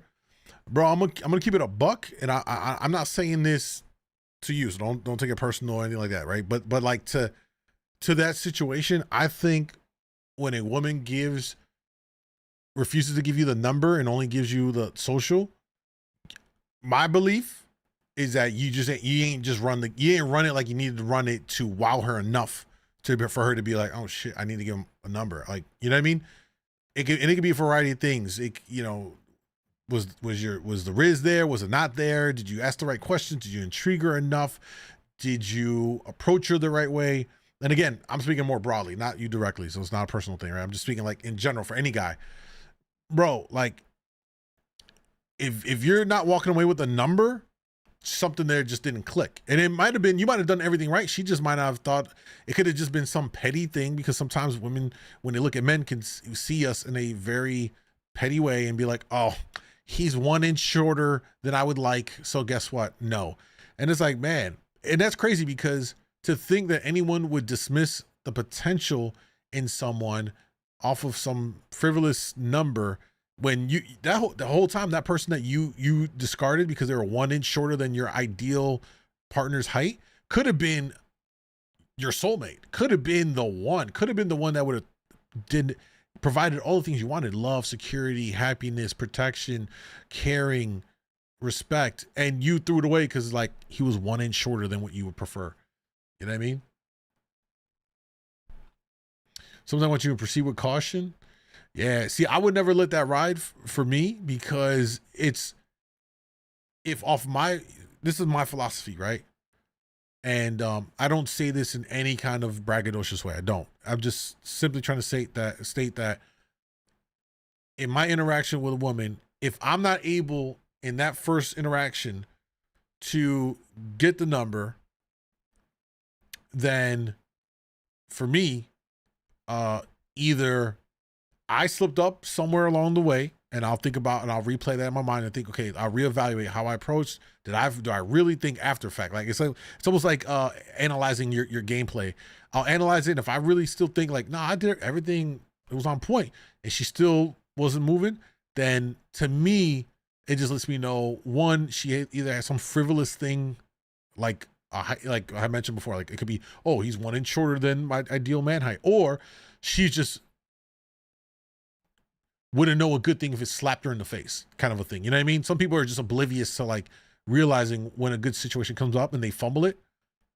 So it's either one of those situations. But yeah, if I get oh no, you can have my Instagram, I'm good. I don't want your Instagram. I'm good. For me, it's a one-shot deal. It's either I'm gonna get it or not if I really want it. You know what I mean? I'm gonna never find the one, sadly. I don't give up, bro. Buy me out or buy me dinner or You've had men say that to you? Yes, I've had men be like, oh, I'm looking for a sugar mama. Especially young men. I don't know what it is. They want princess treatment. All the time, princess treatment. It's not good. And the only person who should get princess treatment is you. No, but I do believe like a man should lead and a girl can follow. When you got men acting like a girl, you got girls in their masculine energy. So you're gonna be on his program, not the other way around. It's more like the mentality, like if a man wants to be treated like a princess, then he's not gonna be working hard. He wants to be spoiled. He's got mama issues. Okay, I get that, but men lead, women follow, right? So if he moves to Texas, you're moving. He's got mama issues. I've heard that said before. The irony in all of this, y'all, remember this, it's pretty profound. And I'm not going to claim like I came up with this because I saw it somewhere online and I was like, yo, this is actually like philosophical. And it went something to the effect of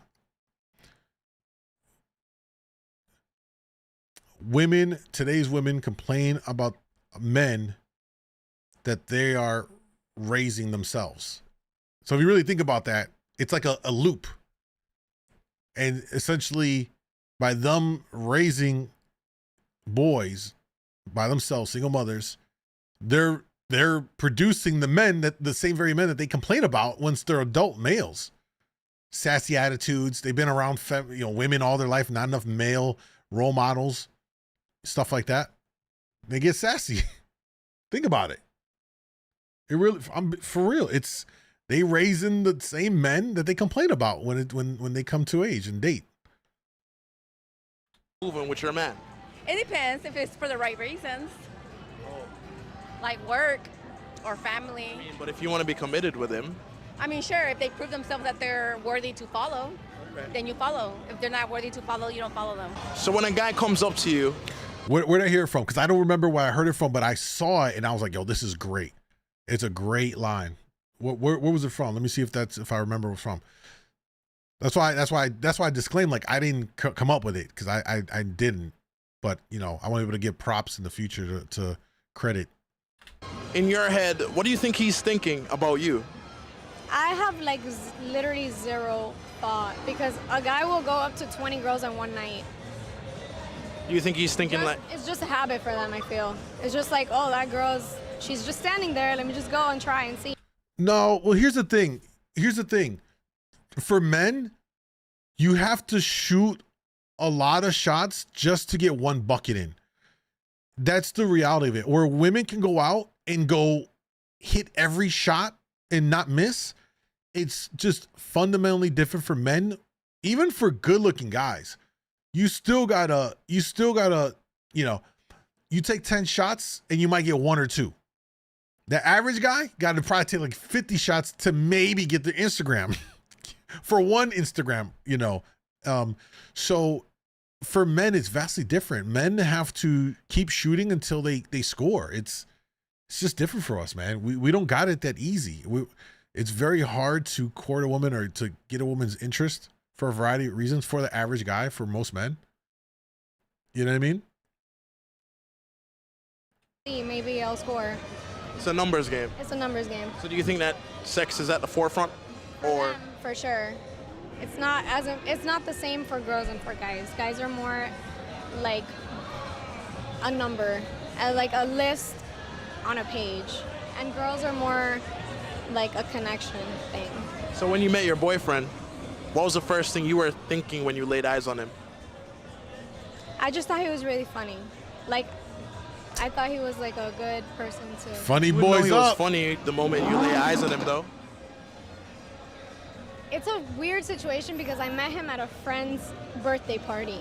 So it wasn't like here that I saw him like standing there and I was like, oh my God, that guy's so hot. It was like a friend's gathering. I just didn't know him, and he came up to me to talk to me. But it wasn't like, do you know what I'm saying? It wasn't like a club, and I was like, oh my God, that guy's so hot. You know what I mean? But you were attracted to him. Of course. So realistically, at 35 in Miami, how much do you want your man to make? Well, I make money myself, not bad, 150K. So I would anticipate him to make at least 200K. At least 200 because I make good money, so in the relationship it's supposed to be like more or less equal. I mean, I've had somebody who made less than me, and it's still I thought would work out, but apparently in that situation men sometimes feel like they are not man enough, and then they start compensating in some other things, trying to boost their ego in some other ways. So for this time, I want to change it up, and I actually would like to have somebody who makes either equal amount of money or more amount of money. do you think it's the same thing for a man, where if he's making 150, he's going to expect his woman to meet him equal or more? I think it's reasonable to expect that, yes. But do you think that's what most men are like in Miami or even in general? If guys dated by the same metrics that women do when it comes to, everybody knows women date equal or above, right? Like financially. If men apply that, bro, like it's already bad how many young men like 30 and under are not getting relationships or getting laid and all that stuff. That number would go through the roof, because I don't think it's even a small, I mean, you'd have to look it up, right? But I can't imagine what percentage of all straight women not married in the US are making 100 or 150K or 200K. Like, guys would be down bad. Like, if you were a high earning guy, you know what I'm saying? Like, you'd be down bad. I think that some men who are making good money, they might be looking for something else rather than money in women. For example, the feminine energy, and those women maybe sometimes don't make money, but there is a trade-off. Their energy, they're giving something else rather than that equality. So men sometimes go for those type of women. If a man is rich and wealthy and doing very well on his own, what do you think he could possibly want from a woman? Just like peace. I don't know, someone to come home to, someone to like talk to. I don't want to say too much. Yo, somebody in the background screamed out, everyone says that. I just really want to kind of to spin around one time. She's cute. I mean, definitely, like, I work hard every day, so I just want somebody that's loyal, especially in this city like this. I just want a girl to show loyalty, a girl that takes care of herself, If she got, like, gynecologist appointment a couple times a month, that's a, green flag. If she went to school, green flag, if she has pretty toes, pretty hands, pretty eyes, like, green flags, yeah. And if a woman is rich and wealthy and she can take care of herself, what could she possibly want from a man? Nothing. They don't want nothing. Well, why do you say that? We in 2023. It's a lot of independent women, right? That's very true, yeah. You agree with him? I mean, I feel like people get lonely, right? Like, you would want someone to be loyal to you, someone to like share your time with, but if you can take care of yourself, like, you don't really need anything. You just want them, They're a little bonus. You think that having a kid Yes. helps or hurts your dating life at 30? I mean, they wanted me when I was pregnant, so I don't know. I have a little girl, I don't know. But you think they wanted you to? Depends, because there's some guys that are definitely, if they don't have kids, they're not gonna go for it. And if there's people that, you know, if they see that you are, go for it as well. yeah. But I mean, I was pregnant and married, and they still wanted me. But you think they wanted you to commit, or they just wanted to, you know, have fun with you? I think definitely a lot of guys go for girls who have kids because they think that most girls who have kids, they don't value themselves. They think that, oh, this guy doesn't have a kid, I have a kid, so I gotta like put up a shit. So I think as girl, it's made some guys think that single moms are a target or easy prey. But it just depends, honestly. You want a guy who also has a kid or not? Oh gosh, I don't know. Sometimes I'm like, if they co-parent, if they have a kid and they're co-parenting well, then that kind of shows me how they are as a parent. Versus sometimes when you deal with somebody who doesn't have a kid, they don't really know that like they lack that drive to want to better themselves. Yeah. I don't explain it. Sometimes it works, sometimes it doesn't. What's your preference, though? I still have not figured that one out. So you don't even know what you want. Because not yet, and I think that's okay. You don't always have to be with someone. I am perfectly happy being by myself. Strong and I was in a independent. relationship for 6 years. I gave it my all. Didn't work out, so now I'm living for myself. My kids have what they need, or she has what she needs, so I'm good. I am perfectly fine sleeping alone and waking up alone. And when I decide that I'm ready to move on, then when you're not ready to move on, you're gonna attract that negativity. When you're in a better place, you're gonna attract better. When you're in a bad place, you're not gonna attract that negative. So I think it's best whenever you're not ready to just stay single. If you suspect your man of cheating, should you be able to go through his phone? I would never go through someone's phone just because last time I did that, I lost like 15 pounds. What happened? I didn't like what I found, but I mean, what'd you find? You already know what you found. What she found. She found all the nudes, all the back and forths, all of that. What do you think? Was it just like messages or? Yeah, but like messages of, messages, I guess. Let's leave it there. How'd you cut him off from that point? We just broke up. So if you suspect your partner of cheating, what would you do at this point? So you mean suspect? I don't know. Honestly, I don't know.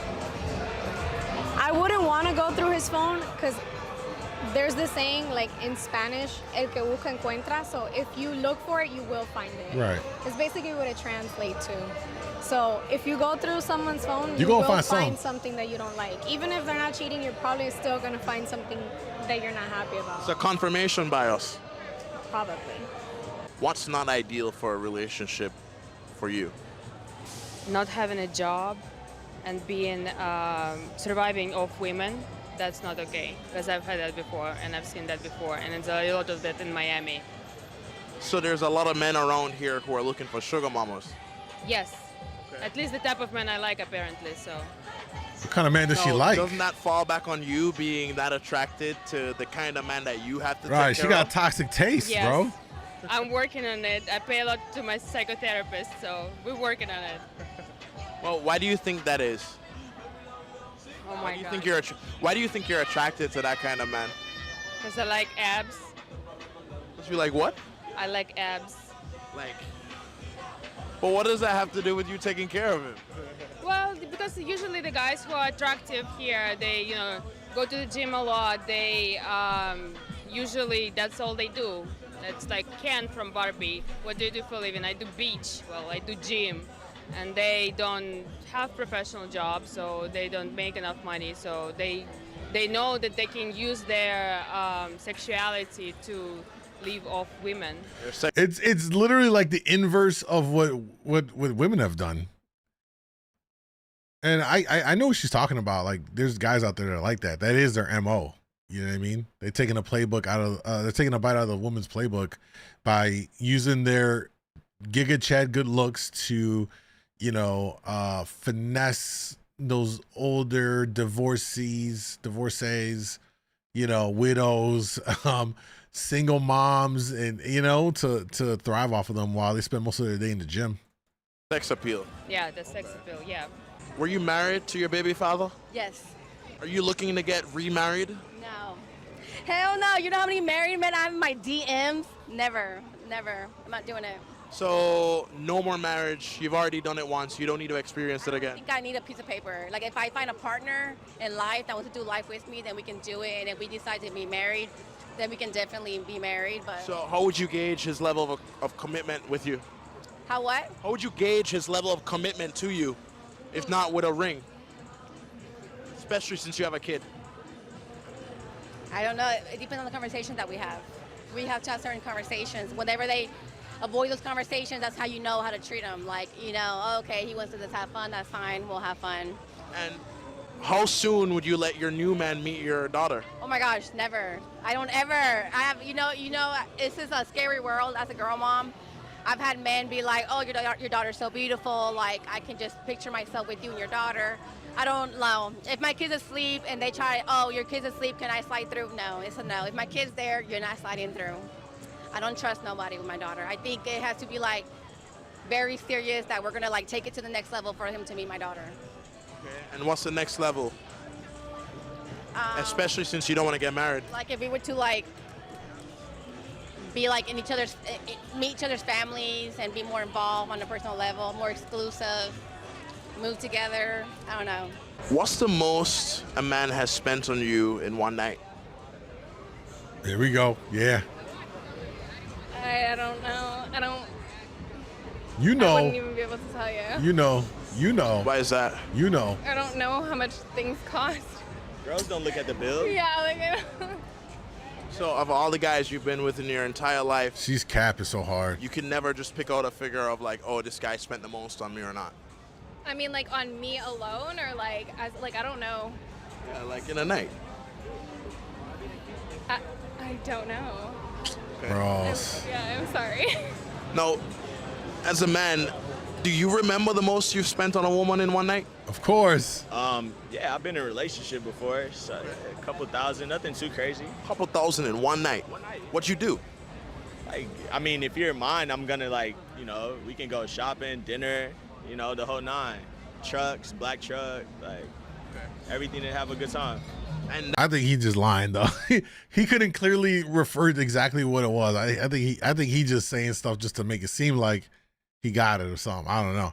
I don't know what their situation, if they know each other, if he's trying to date her or what. She doesn't look like somebody she would date, but it's weird.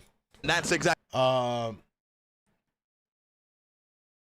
So she buys whatever she wants until they tell her it's declined. Exactly what you did. Oh, he like her Yeah, too. just me, like Okay. one-on-one. Yeah, one-on-one. Yeah. Now, why do you think it is that in her mind she can't even think of a number, but you could pull it out like immediately? I mean, it depends on the value that they bring to the table, what I feel like they're worth, the energy that, you know, the woman is worth. If I feel like, you know, we're at that stage where we can do a talking stage and I feel like she deserves that, then I'll show her that, you know? If I feel like she's giving me the right vibes, not like gold digger vibes, and she's like got something going, like, you know, she goes to school, well, she went to school, she does amazing for herself, I feel like we could do something amazing if we were to get to that point, but right now we just vibing. What do you think the way your dress communicates to the men out here in Miami? I ain't gonna lie, man. It must have been a slow whatever day this was for her to be out with him. Nothing about him, and it's not like really a shot at him, but she just carries herself in a way that she seems to date older guys that wear suits, kind of a vibe. You know what I mean? When they see you out. The way I'm dressed compared to the way a lot of girls are dressed, I think it's pretty respectful. Because it's hot as fuck. I'm sweating. But you see, I'm not really showing much. Trey? It's long sleeve. So they look at you and they go, that's a modest woman. Probably not, but I'm not trying to be a modest woman. I'm trying to be, you know, in the scene right now. We're out, we're having fun.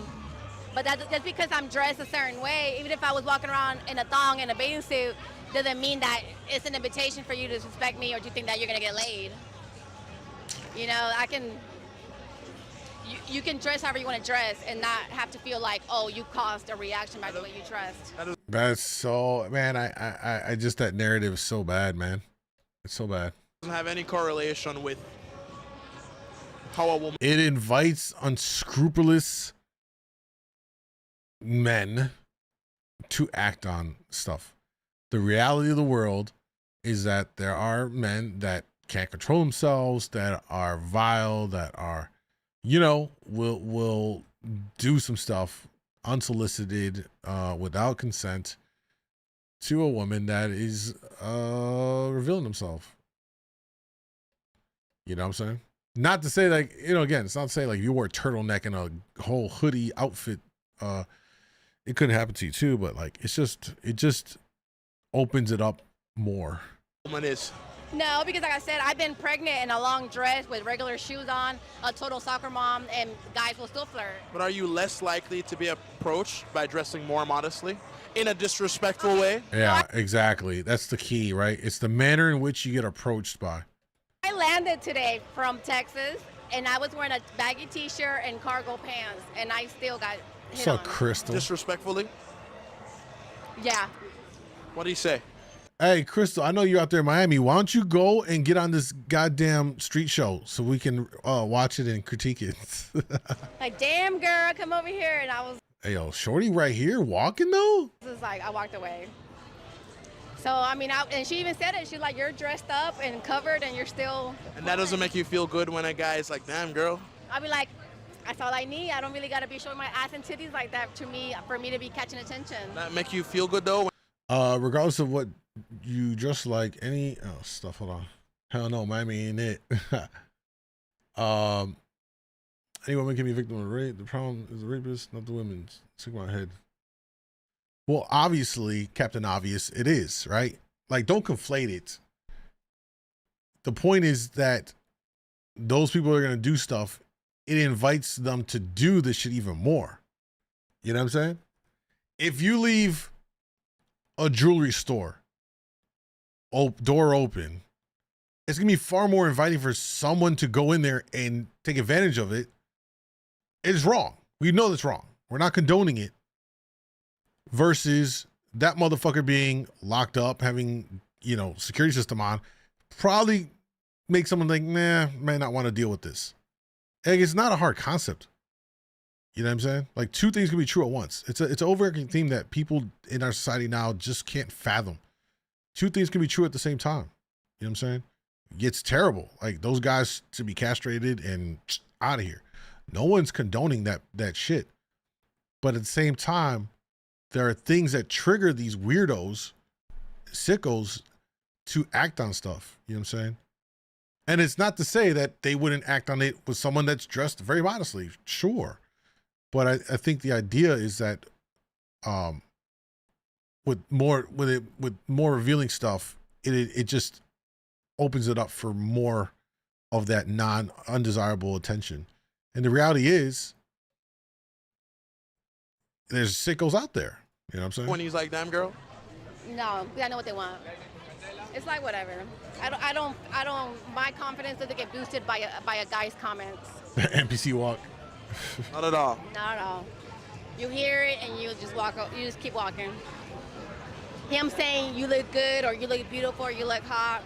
I'm not gonna think about it tomorrow. But do you think that's because women get more compliments than men do?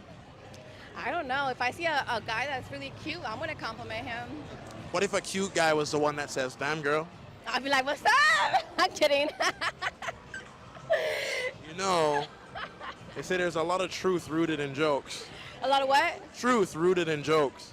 In jokes? Oh, I'm a very goofy person, so I don't know. Don't take half of what I say serious. I'm kidding. He's about to back up into us. Yeah, we about to get this money. All right. Thank you. All right. That was another episode from The Desirable Truth on YouTube. Make sure you check them out, show some love, and watch some of the other videos on the channel. Really, really interesting stuff to see. You know, what I like about it is in one way, he's interacting with everyday people. However, when he's in Miami doing this, Miami's like we said this before, Miami's another world. You can't use the Miami metric for dating because it is literally its own hyper competitive. There's a lot going on in the Miami dynamic. It's just not what happens in literally it doesn't matter if it's New York, Cali, Miami's its own world. There's people in here that are in Miami that can testify to this. You know what I'm saying? You know? Maybe said, I understand. I think my problem is I've heard a lot of men say that you shouldn't dress like that. Not all men, but I've definitely heard it so many times before, but I understand your logic.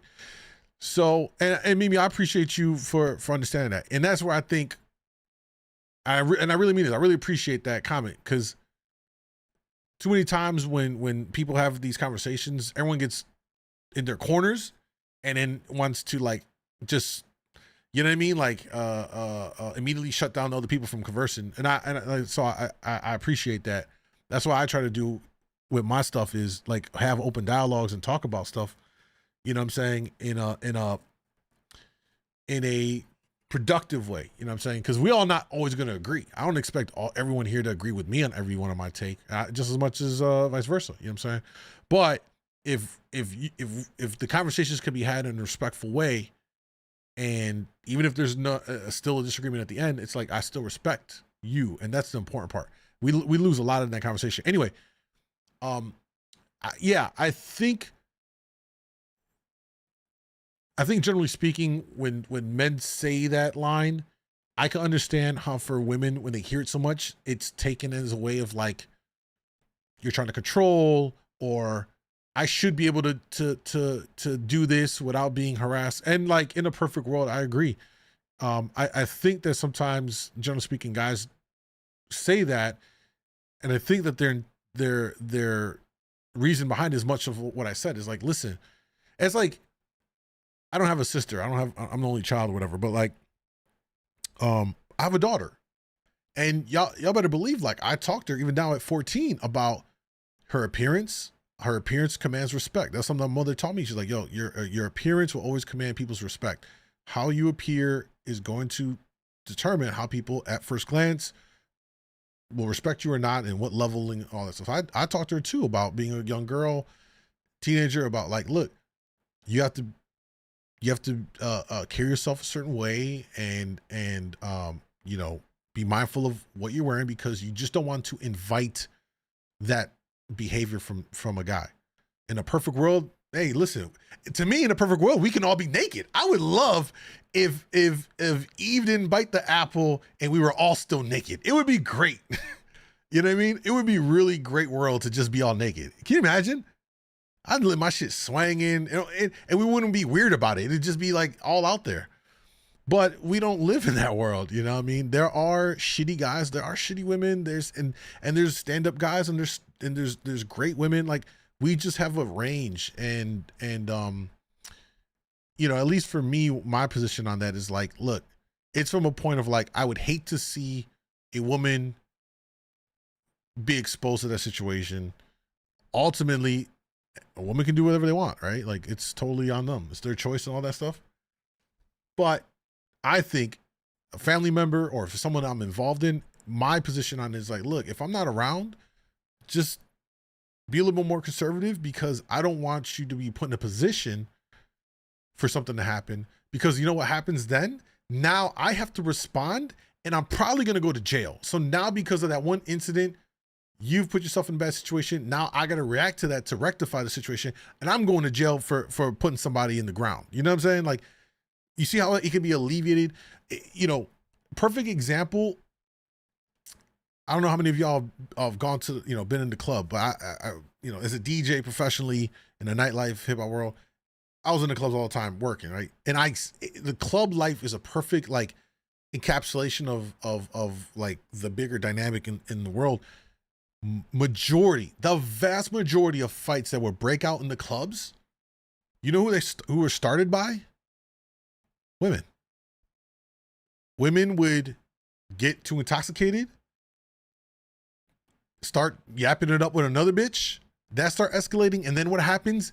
Then their boyfriends have to step in, and then they're the ones that escalate the shit into a stabbing, a shooting, a riot. It's like, bro, because two women got catty with each other over a spilled Hennessy shot, and you're like, oh, these bitches are drinking Hennessy, you know what's going down in the first place.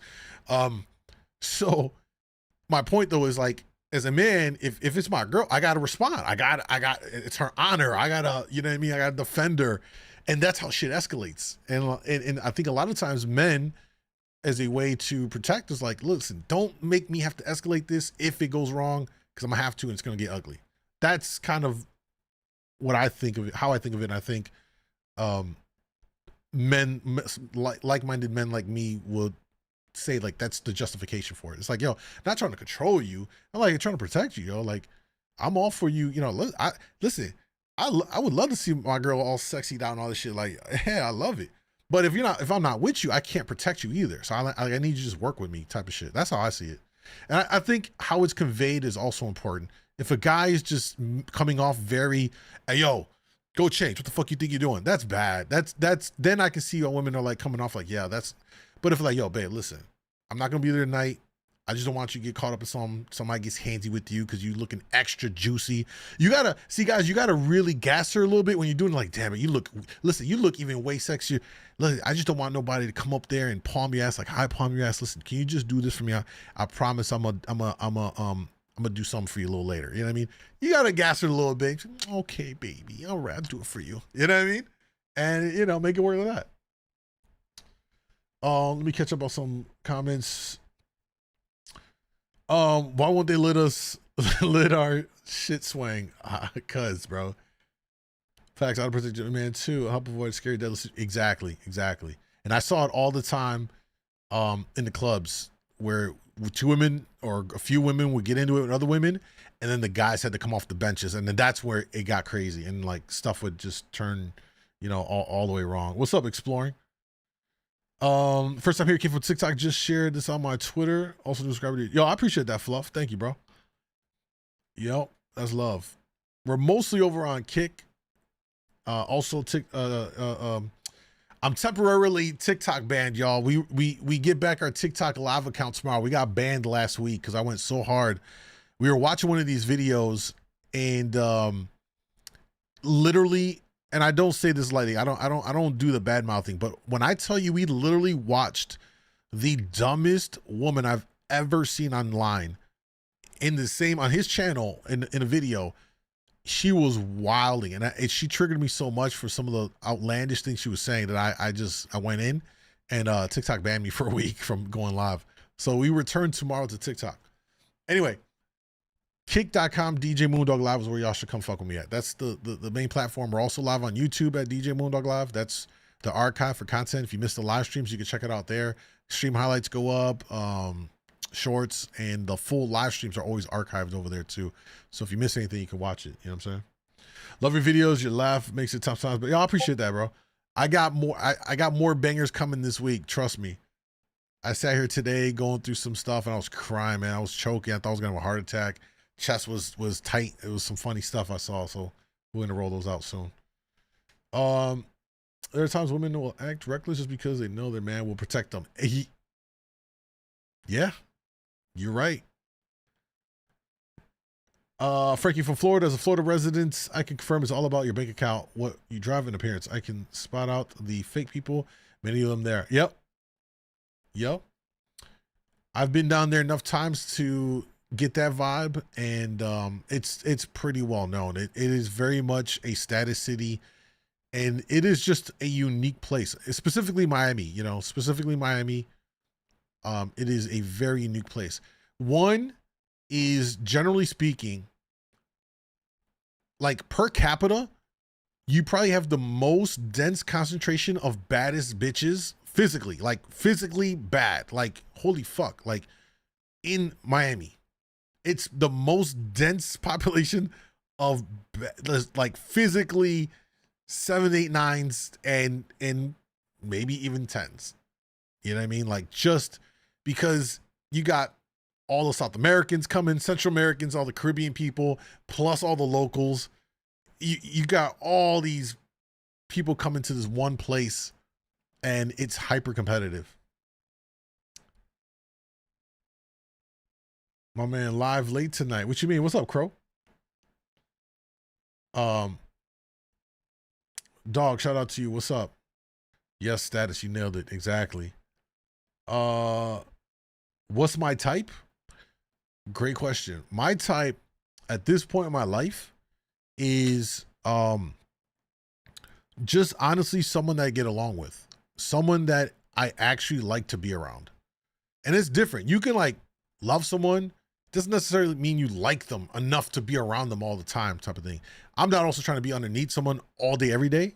I do like to have my own hobbies and to like do things. And I think it's important to have some level of like separation because then it allows you to miss that person.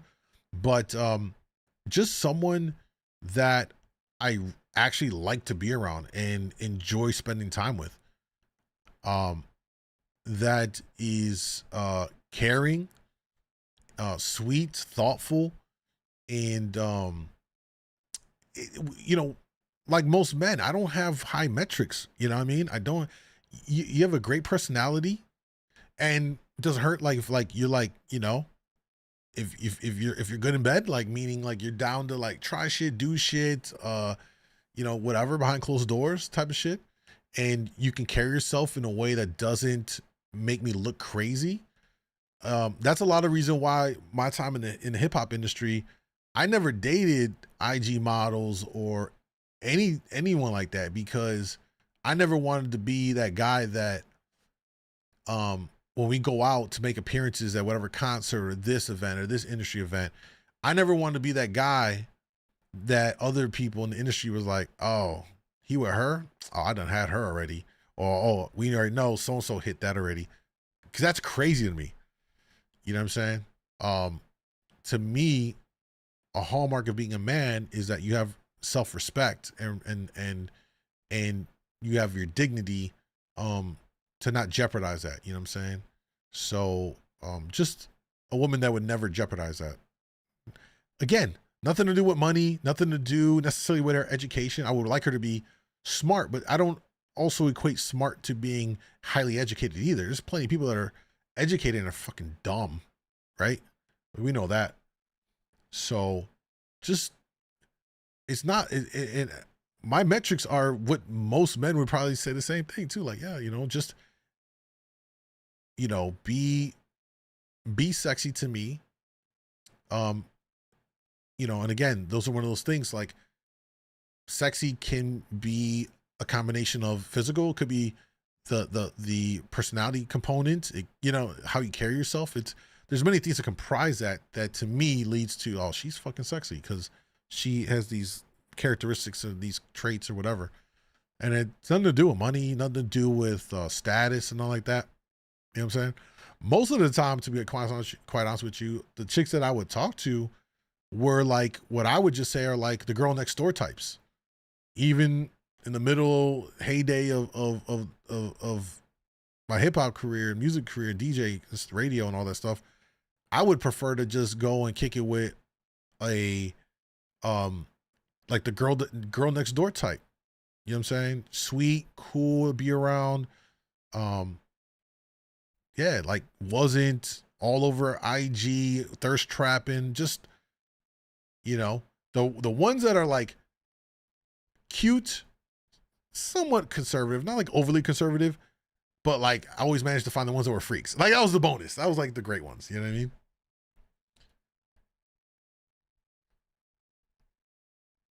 You can definitely tell the listener.